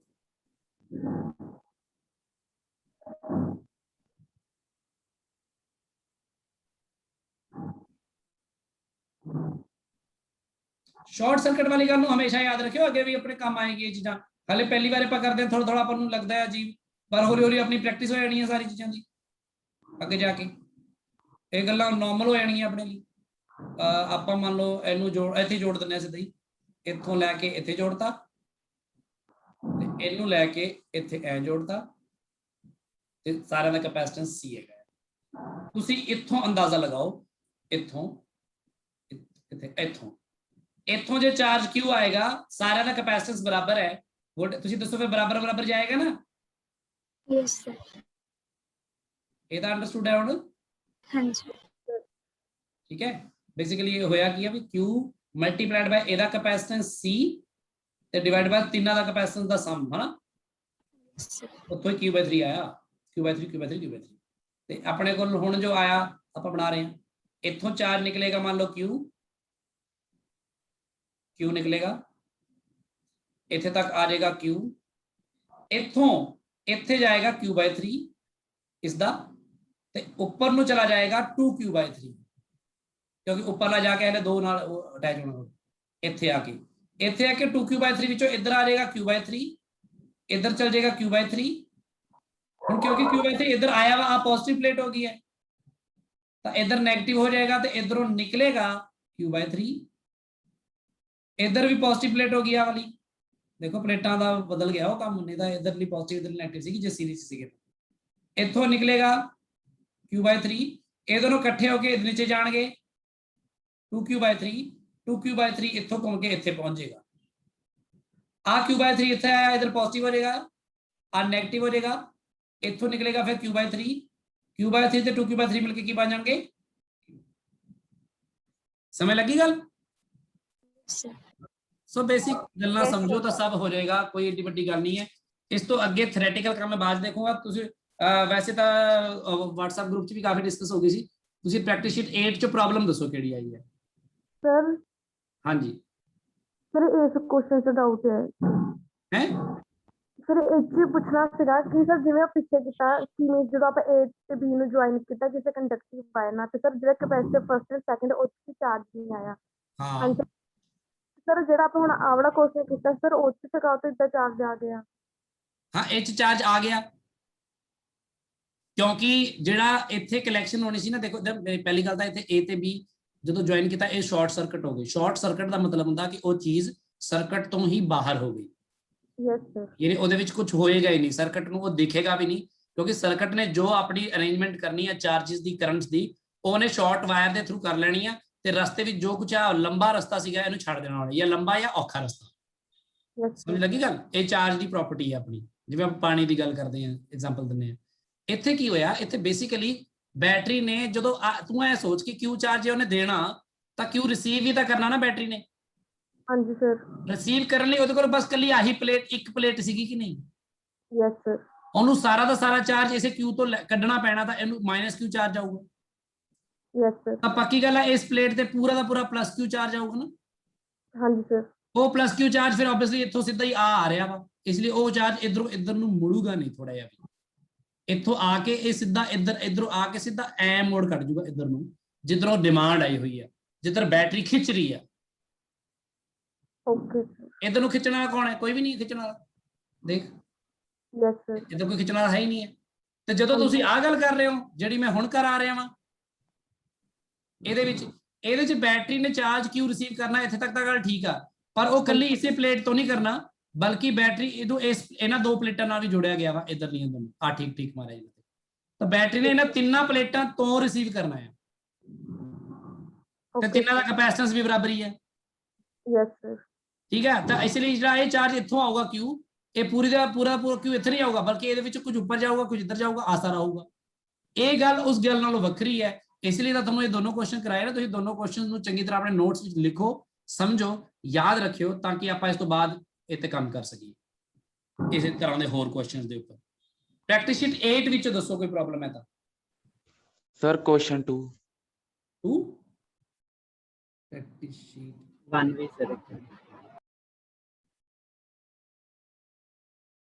क्वेश्चन नंबर 2 क्वेश्चन नंबर 2 ਦਾ ਨਾ ਮੈਨੂੰ ਲੱਗਦਾ ਆਨਸਰ ਗਲਤ ਦਿੱਤਾ ਆ, ਮੈਂ ਵੀ ਦੇਖਿਆ ਸੀ। ਪੁੱਠਾ ਲੱਗ ਰਿਹਾ ਨਾ ਤੁਹਾਨੂੰ ਇਹਦਾ ਆਨਸਰ? ਲੱਗ ਰਿਹਾ ਕਿ ਨਹੀਂ, ਕਿ ਪਤਾ ਹੀ ਨਹੀਂ ਲੱਗਿਆ? ਸਮਝ ਆਇਆ? ਸਮਝ ਨਹੀਂ ਆਇਆ? ਹਾਂਜੀ। पेजेस में आगे कर दूंगा, फिर एंड च कर दूंगा। लो प्रैक्टिस शीट 8 ਦੇ ਵਿੱਚੋਂ क्वेश्चन नंबर 2 क्वेश्चन नंबर 2 ਕੀ ਕਹਿੰਦਾ? ਦੇਖੋ ਤੁਸੀਂ ਸਾਰੇ ਆਪਣਾ ਆਪਣਾ ਉਹ ਚ ਦੇਖ ਲਿਓ, ਮੈਂ ਇੱਥੇ ਬਸ ਗ੍ਰਾਫ ਜਿਹਾ ਬਣਾਉਂਗਾ। ਆਪਾਂ ਨੂੰ ਇੱਕ ਗ੍ਰਾਫ ਦਿੱਤਾ ਹੋਇਆ ਵਾ ਜਿਹਦੇ ਵਿੱਚ ਕੀ ਆਪਾਂ ਨੂੰ Q ਚਾਰਜ ਔਨ ਦਾ ਕੈਪੈਸਿਟਰ ਤੇ ਵੋਲਟੇਜ ਨੂੰ ਪਲਾਟ ਕੀਤਾ ਹੋਇਆ ਵਾ। ਤੇ ਤੁਹਾਨੂੰ ਪਤਾ ਜਿਹੜਾ Q ਤੇ V ਦੇ ਵਿੱਚ ਗ੍ਰਾਫ ਜਿਹੜਾ ਹੈ ਉਹ ਕਿਦਾਂ ਦਾ ਹੋਣਾ ਚਾਹੀਦਾ? ਸਟ੍ਰੇਟ ਲਾਈਨ ਹੋਣਾ ਚਾਹੀਦਾ ਨਾ, ਪਾਸਿੰਗ ਰੀਜਨ, ਕਿਉਂਕਿ ਆਪਾਂ ਇਹ ਸਮਝਦੇ ਆ। ਠੀਕ ਹੈ, ਇਹ ਜਿਵੇਂ ਆਪਣੇ ਓਮਸ ਲਾ ਹੁੰਦਾ ਸੀ, ਉਹ ਚ ਕਰੰਟ ਤੇ ਵੋਲਟੇਜ ਵਿੱਚ ਗ੍ਰਾਫ ਹੁੰਦਾ ਸੀ, ਇੱਥੇ ਕਰੰਟ ਦੀ ਬਜਾਏ Q ਹੈਗਾ ਵਾ। ਠੀਕ ਹੈ, the given lines the graph, ਦੋ ਗ੍ਰਾਫ ਦਿੱਤੇ ਹੋਏ ਨੇ ਜੀ। ਇਹ ਚ ਇੱਕ ਗ੍ਰਾਫ ਦਿੱਤਾ ਹੈ ਇਸ ਤਰ੍ਹਾਂ A, ਆ B, ਆ A, ਆ ਦੋ ਗ੍ਰਾਫ ਦਿੱਤੇ ਹੋਏ ਨੇ ਸਾਨੂੰ। Q versus potential difference V for the two capacitors C1 and C2। ਹੁਣ C1 ਤੇ C2 ਦੇ ਗ੍ਰਾਫ ਨੇ, ਇਹ ਸਾਨੂੰ ਨਹੀਂ ਪਤਾ ਇਹਨਾਂ ਚੋਂ ਇੱਕ C1 ਦੇ ਕਰਕੇ ਗ੍ਰਾਫ ਹੈਗਾ, ਇੱਕ C2 ਕਰਕੇ ਗ੍ਰਾਫ ਹੈਗਾ। ਸਾਨੂੰ ਨਹੀਂ ਪਤਾ C1 ਕਰਕੇ ਕਿਹੜਾ, C2 ਕਰਕੇ ਕਿਹੜਾ, ਪਰ ਆਪਾਂ ਨੂੰ ਇਹ ਗਿਵਨ ਹੈ have same plate separation, D the same ਹੈ ਦੋਨਾਂ ਦਾ, but plate area of C2 is double। C2 the plate area ਜਿਹੜਾ ਆ ਉਹ ਡਬਲ ਹੈ ਤੇ ਸੈਪਰੇਸ਼ਨ ਸੇਮ ਹੈ C1 ਦੇ ਨਾਲ। ਸੋ ਬੇਸਿਕਲੀ ਤੁਹਾਨੂੰ ਦਿਖ ਰਿਹਾ C2 ਜਿਹੜਾ ਹੈ ਉਹ 2 ਟਾਈਮ C1 ਹੈ। ਸਮਝ ਲੱਗੀ ਗੱਲ? Yes sir. ਯਾਨੀ ਕੈਪੈਸਿਟੈਂਸ ਜਿਹੜਾ C2 ਦਾ ਉਹ ਡਬਲ ਹੈ ਉਹਦੇ ਨਾਲ। ਫਿਰ which of the lines in the graph correspond to C1 and C2 and why? ਸੋ ਆਪਣੇ ਕੋਲ ਕੈਪੈਸਿਟੈਂਸ ਜਿਹੜਾ ਹੁੰਦਾ ਹੈ, ਕੀ ਫਾਰਮੂਲਾ ਹੁੰਦਾ ਕੈਪੈਸਿਟੈਂਸ ਦਾ? Q/V ਹੁੰਦਾ ਨਾ। Yes sir. So capacitance means ਉਨਾ ਜ਼ਿਆਦਾ ਹੋਏਗਾ ਜਿਹਦੀ ਜ਼ਿਆਦਾ ਸਲੋਪ ਹੋਏਗੀ, dQ/dV ਸਮਝ ਲਓ, ਆ y ਹੈ x ਸਮਝ ਲਓ। ਤਾਂ ਇਹਦੀ ਕੈਪੈਸਿਟੈਂਸ ਕਿਹਦੀ ਜ਼ਿਆਦਾ ਹੋਏਗੀ? ਇਹਦੀ ਜ਼ਿਆਦਾ ਹੋਏਗੀ ਨਾ, ਕਿ ਨਹੀਂ? ਦੱਸੋ ਬਈ। ਹਾਂਜੀ ਸਰ। ਇਹਦੀ ਕੈਪੈਸਿਟੈਂਸ ਜ਼ਿਆਦਾ ਹੋਏਗੀ ਨਾ। ਜਾਂ ਤੁਸੀਂ ਇਹਨੂੰ ਐ ਵੀ ਸਮਝ ਸਕਦੇ ਹੋ, ਦੇਖੋ ਪਤਾ ਕਰ ਕੀ, ਜੇ V ਉੱਪਰ ਕਰ ਦੇਣ Q ਨੀਚੇ ਕਰ ਦੇਣ ਫਿਰ ਭੁਲੇਖੇ ਪੈ ਜਾਂਦੇ ਨੇ। ਆਨਸਰ ਠੀਕ ਦਿੱਤਾ ਹੈ ਮੈਂ ਤੁਹਾਨੂੰ ਦੇਖਿਆ, ਉਹ ਪਹਿਲਾਂ ਮੈਨੂੰ ਆਪ ਨੂੰ ਲੱਗਿਆ ਉੱਪਰਲਾ ਗ੍ਰਾਫ ਦੇਖ ਕੇ, ਉੱਪਰਲਾ ਗ੍ਰਾਫ ਸੀਗਾ ਪਹਿਲੇ ਚ V ਤੇ Q ਦਾ ਸੀ ਨਾ, ਇਹ ਚ Q ਤੇ V ਦਾ ਹੈ। ਠੀਕ ਹੈ, ਆ ਮੰਨ ਲਓ ਕੋਈ ਵੋਲਟੇਜ V ਲੈ ਲਾ, ਫਿਕਸ ਕਰ ਲਾ ਤੂੰ ਇਹਨੂੰ। ਠੀਕ ਆ, ਹਾਂਜੀ ਸਰ। ਕਿਸੇ ਫਿਕਸ ਵੋਲਟੇਜ ਦੇ ਲਈ ਚਾਰਜ A ਵਿੱਚ ਜ਼ਿਆਦਾ ਸਟੋਰ ਹੋ ਰਿਹਾ ਕਿ B ਵਿੱਚ ਜ਼ਿਆਦਾ ਸਟੋਰ ਹੋ ਰਿਹਾ? ਦੇਖ ਸਰ A ਵਿੱਚ। A ਚ ਜ਼ਿਆਦਾ ਸਟੋਰ ਹੋ ਰਿਹਾ ਨਾ, ਫਿਰ ਕੈਪੈਸਿਟੈਂਸ A ਦੀ ਜ਼ਿਆਦਾ ਹੈ ਨਾ। ਹਾਂਜੀ ਸਰ। ਤੇ ਜ਼ਿਆਦਾ ਕੈਪੈਸਿਟੈਂਸ ਕਿਹਦੀ ਹੈ? C2 ਦੀ। ਤਾਂ A C2 ਲਈ ਹੋਣਾ ਚਾਹੀਦਾ ਨਾ। ਹਾਂਜੀ ਸਰ। B C1 ਲਈ ਹੋਣਾ ਚਾਹੀਦਾ। ਬਸ V ਫਿਕਸ ਕਰਕੇ ਦੇਖ ਲਿਆ ਮੈਂ ਕਿਸੇ ਟਾਈਮ। ਆ ਗਿਆ ਸਰ ਸਮਝ। ਸਰ ਠੀਕ ਹੈ, ਹਾਂਜੀ ਸਰ ਮੈਂ ਐਵੇਂ ਕੀਤਾ ਸੀ ਕਿ ਜੇ ਏਰੀਆ ਵਧਾਤਾ ਤਾਂ ਇਲੈਕਟ੍ਰਿਕ ਫੀਲਡ ਘਟ ਜਾਏਗਾ, ਤਾਂ ਫਿਰ ਵੋਲਟੇਜ ਘਟ ਜਾਏਗੀ ਤਾਂ ਕਪੈਸਿਟੈਂਸ ਵੱਧ ਜਾਏਗਾ, ਤਾਂ ਇਹ C1 ਲਈ ਹੈ। ਜੇ ਫੀਲਡ ਘਟ ਜਾਏਗਾ ਤਾਂ ਫਿਰ ਕੀ ਹੋ ਜਾਏਗਾ? ਵੋਲਟੇਜ ਘਟ ਜਾਏਗੀ, ਪੋਟੈਂਸ਼ੀਅਲ ਘਟ ਜਾਏਗਾ। ਵੋਲਟੇਜ ਘਟ ਜਾਏਗੀ, ਤੇ ਇਸ ਤਰ੍ਹਾਂ ਨਹੀਂ ਸੋਚੋ, ਥੋੜਾ ਯਾਰ ਗ੍ਰਾਫ ਨੂੰ ਉਵੇਂ ਰੀਡ ਕਰੀਏ, ਪਰ ਜਿਵੇਂ ਰੀਡ ਕਰਨਾ ਆਪਾਂ ਨੂੰ ਇਨ ਜਨਰਲ ਸਿੱਖਣਾ ਚਾਹੀਦਾ ਹੈ। ਹੁਣ C ਦੀ ਵੈਲਿਊ ਕੀ ਹੈ? Q/V ਹੈ ਨਾ, ਹਨਾ? ਹਾਂਜੀ ਹਾਂਜੀ ਮੈਂ ਤਾਂ ਇਸ ਨੂੰ ਸਿੱਧਾ ਇਹ ਦੇਖਦਾ ਵਾਂ ਕਿ ਦੇਖੋ ਜਦੋਂ ਤੁਸੀਂ ਗੱਲ ਕਰਦੇ ਹੋ ਇੱਥੇ x ਐਕਸਿਸ ਹੁੰਦੀ ਹੈ, ਇੱਥੇ y ਐਕਸਿਸ ਹੁੰਦੀ ਹੈ ਨਾ, ਤਾਂ ਜਿਹੜੀ ਲਾਈਨ ਦੀ ਸਲੋਪ ਹੁੰਦੀ ਹੈ, ਸਲੋਪ ਬੇਸਿਕਲੀ dy/dx ਹੁੰਦੀ ਹੈ ਨਾ, ਯੈਸ ਸਰ। ਜਾਂ ਉੱਪਰਲੀ ਕੁਆਂਟੀਟੀ ਬਾਈ ਦਿਸ। ਹੁਣ ਇੱਥੇ ਉੱਪਰਲੀ ਕੁਆਂਟੀਟੀ Q ਹੈ, ਨੀਚੇ ਵਾਲੀ V ਹੈ, ਤਾਂ Q/V ਬੇਸਿਕਲੀ ਸਲੋਪ ਹੀ ਹੋਗੀ। ਜਿਹਦੀ ਸਲੋਪ ਜ਼ਿਆਦਾ ਆ ਉਹਦਾ ਕਪੈਸਿਟੈਂਸ ਜ਼ਿਆਦਾ ਆ, ਜਿਹਦੀ ਸਲੋਪ ਘੱਟ ਆ ਉਹਦਾ ਕਪੈਸਿਟੈਂਸ ਘੱਟ ਆ, ਸਿੱਧਾ ਸਿੱਧਾ ਪਤਾ ਲੱਗਦਾ। ਇਹੀ ਕੰਮ ਜੋ ਪਹਿਲੇ ਕੁਐਸਚਨ ਚ ਕੀਤਾ ਇਹਨਾਂ ਨਾ, ਇਹਨੇ ਪਹਿਲੇ ਕੁਐਸਚਨ ਚ ਕੀ ਕੀਤਾ? ਇੱਧਰ ਨੂੰ ਸ਼ਾਇਦ V ਲੈ ਲਿਆ ਵਾ, ਇੱਧਰ ਨੂੰ Q ਲੈ ਲਿਆ ਵਾ ਨਾ, ਹਾਂਜੀ ਉੱਥੇ ਜਿਹੜਾ ਜਿਹਦੀ ਸਲੋਪ ਉੱਥੇ ਪੁੱਠਾ ਹੋ ਗਿਆ ਕੰਮ ਹੁਣ, ਕਿਉਂਕਿ ਕਪੈਸਿਟੈਂਸ ਇਕੁਅਲ ਟੂ Q/V ਹੋਣਾ ਚਾਹੀਦਾ ਨਾ। ਤਾਂ ਤੁਹਾਡੇ y ਐਕਸਿਸ ਵਾਲੇ ਪਾਸੇ ਉਹਨੇ ਕੀ ਕਰਤਾ? V ਕਰਤਾ, x ਵਾਲੇ ਪਾਸੇ ਇੱਥੇ ਭੁਲੇਖਾ ਪੈ ਗਿਆ, ਇੱਥੇ ਜਿਹਦੀ ਸਲੋਪ ਘੱਟ ਹੋਏਗੀ ਉਹਦਾ ਕਪੈਸਿਟੈਂਸ ਜ਼ਿਆਦਾ ਹੋਏਗਾ। ਦੇਖ ਲਿਓ ਪਹਿਲੇ ਕੁਐਸਚਨ ਚ ਇਹੀ ਕੀਤਾ ਹੈ। ਸੋ ਤੁਸੀਂ ਧਿਆਨ ਰੱਖਣਾ, ਸਲੋਪ ਫਿਰ ਪੁੱਠਾ ਸੋਚ ਲੈਣਾ ਵਾ। ਜੇ ਤਾਂ Q ਤੇ V ਸਿੱਧਾ ਸਿੱਧੇ ਕਪੈਸਿਟੈਂਸ ਦੇ ਬਰਾਬਰ ਨੇ ਤੇ Q ਨੂੰ y ਐਕਸਿਸ ਵਾਲੇ ਪਾਸੇ ਲਿਆ ਤਾਂ ਜ਼ਿਆਦਾ ਸਲੋਪ ਜ਼ਿਆਦਾ ਕਪੈਸਿਟੈਂਸ, ਨਹੀਂ ਤਾਂ ਉਲਟਾ, ਘੱਟ ਸਲੋਪ ਜ਼ਿਆਦਾ ਕਪੈਸਿਟੈਂਸ। ਸਮਝ ਲੱਗੀ ਗੱਲ? Yes sir. ਹੋਰ ਦੱਸੋ ਬਈ। ਹਾਂਜੀ 7th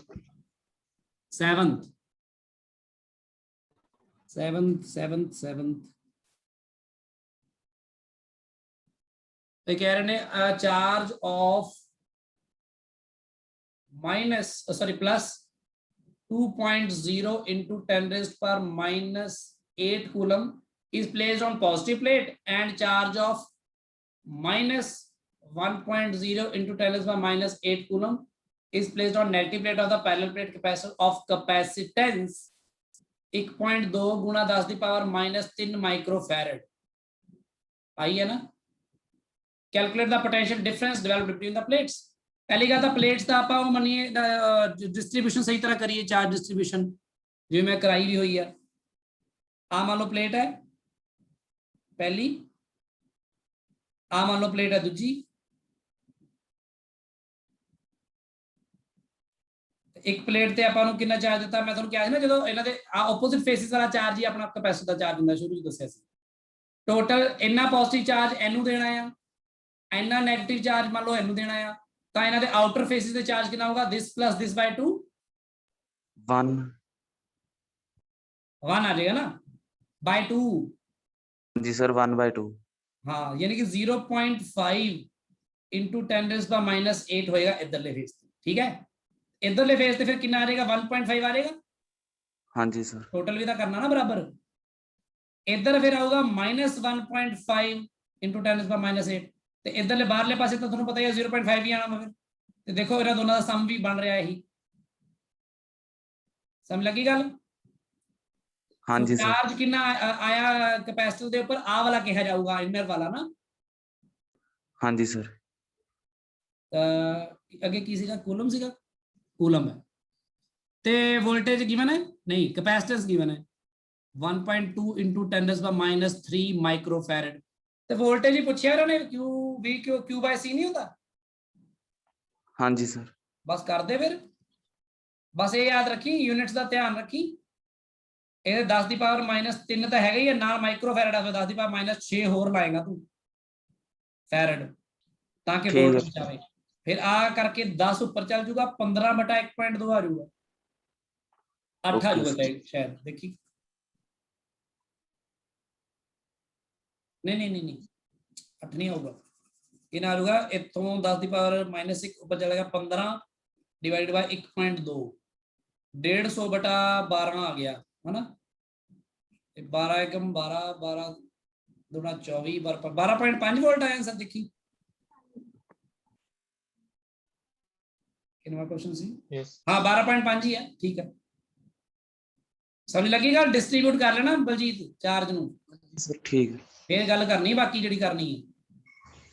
Okay. ਲਾਸਟ ਵਾਲੇ ਕੁਐਸਚਨ ਜਿਹੜੇ ਸਰਕਟ ਰਿਲੇਟਡ ਮੈਂ ਤਾਂ ਉਹ ਤਾਂ ਸਭ ਤੋਂ ਸਿੰਪਲ ਤੇ ਸਭ ਤੋਂ ਸੌਖੇ ਲੱਗੇ ਹੋਣੇ ਤੁਹਾਨੂੰ, ਕਿਉਂਕਿ ਇਹ ਤਾਂ ਕੁਝ ਹੈ ਹੀ ਨਹੀਂ ਉਸ ਤਰ੍ਹਾਂ ਦਾ। Sir, एक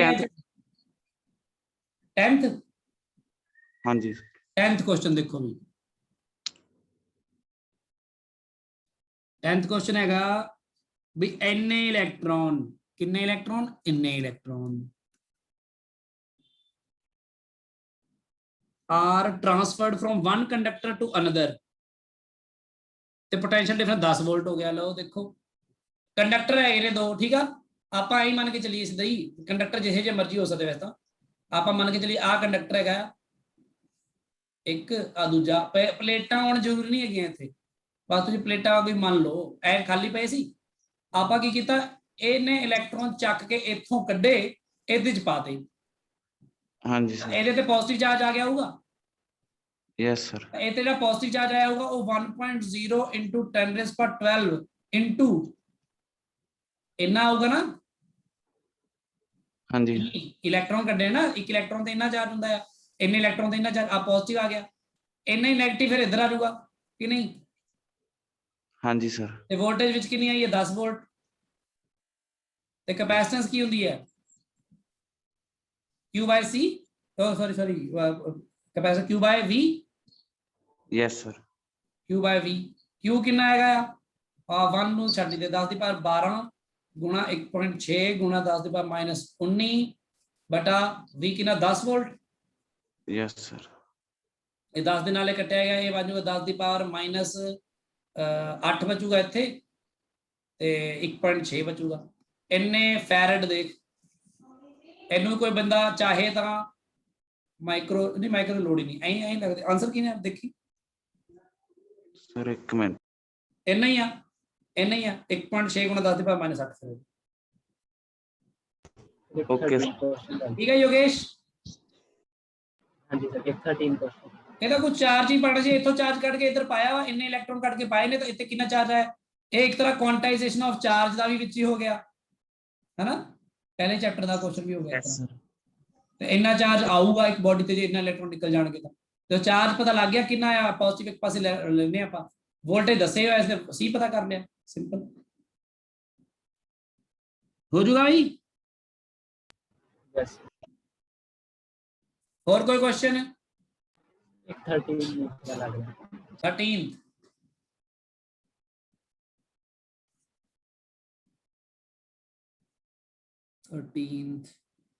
the negative plate of parallel plate capacitor is given a charge inna, find the charges appearing on the four faces। ਆ ਤਾਂ ਕੁਝ ਵੀ ਨਹੀਂ ਹੈ, ਆ ਦੇਖ 네ਗੇਟਿਵ ਪਲੇਟ ਨੂੰ ਇੰਨਾ ਚਾਰਜ ਦਿੱਤਾ ਬਸ, ਆ ਦੇ ਫਿਰ ਇਦਾਂ ਹੀ ਲੈ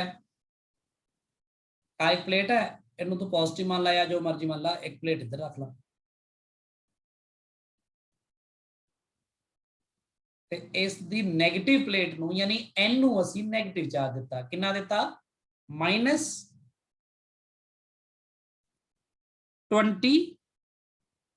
into 10⁻8 ਕੂਲਮ, ਠੀਕ ਹੈ ਯੋਗੇਸ਼। ਯਸ ਸਰ ਜਿੰਨਾ ਚਾਰਜ ਇਹਨੂੰ ਦਿੱਤਾ, ਇਹਨੂੰ ਕਿੰਨਾ ਚਾਰਜ ਦਿੱਤਾ, ਤਾਂ ਜਦੋਂ ਤੂੰ ਇਹਦੇ ਆਊਟਰ ਫੇਸਿਸ ਤੇ ਚਾਰਜ ਪਤਾ ਕਰੇਗਾ ਤਾਂ ਦੋਨਾਂ ਦਾ ਸਮ ਬਾਈ 2, ਤਾਂ ਇਧਰਲੇ ਇਹਦੇ ਆਊਟਰ ਫੇਸ ਤੇ ਕਿੰਨਾ ਚਾਰਜ ਆਊਗਾ 10 ਆਊਗਾ, ਹਾਂਜੀ ਤੇ ਇਹਦੇ ਫਿਰ ਇਨਰ ਫੇਸ ਤੇ ਕਿੰਨਾ ਆਊਗਾ, ਕਿਉਂਕਿ ਟੋਟਲ ਤਾਂ 0 ਹੀ ਹੈ, ਟੋਟਲ ਤਾਂ 0 ਹੀ ਹੈ ਨਾ, ਸਰ ਠੀਕ ਹੋ ਗਿਆ ਤੇ ਇਧਰ ਵੀ ਨੈਗੇਟਿਵ ਆਊਗਾ ਫਿਰ, ਠੀਕ ਹੈ ਸਰ ਤੇ ਬਾਹਰ ਤਾਂ ਫਿਰ ਆਊਟਰ ਫੇਸ ਦਾ ਪਤਾ ਕਰ ਹੀ ਚੁੱਕੇ ਹਾਂ।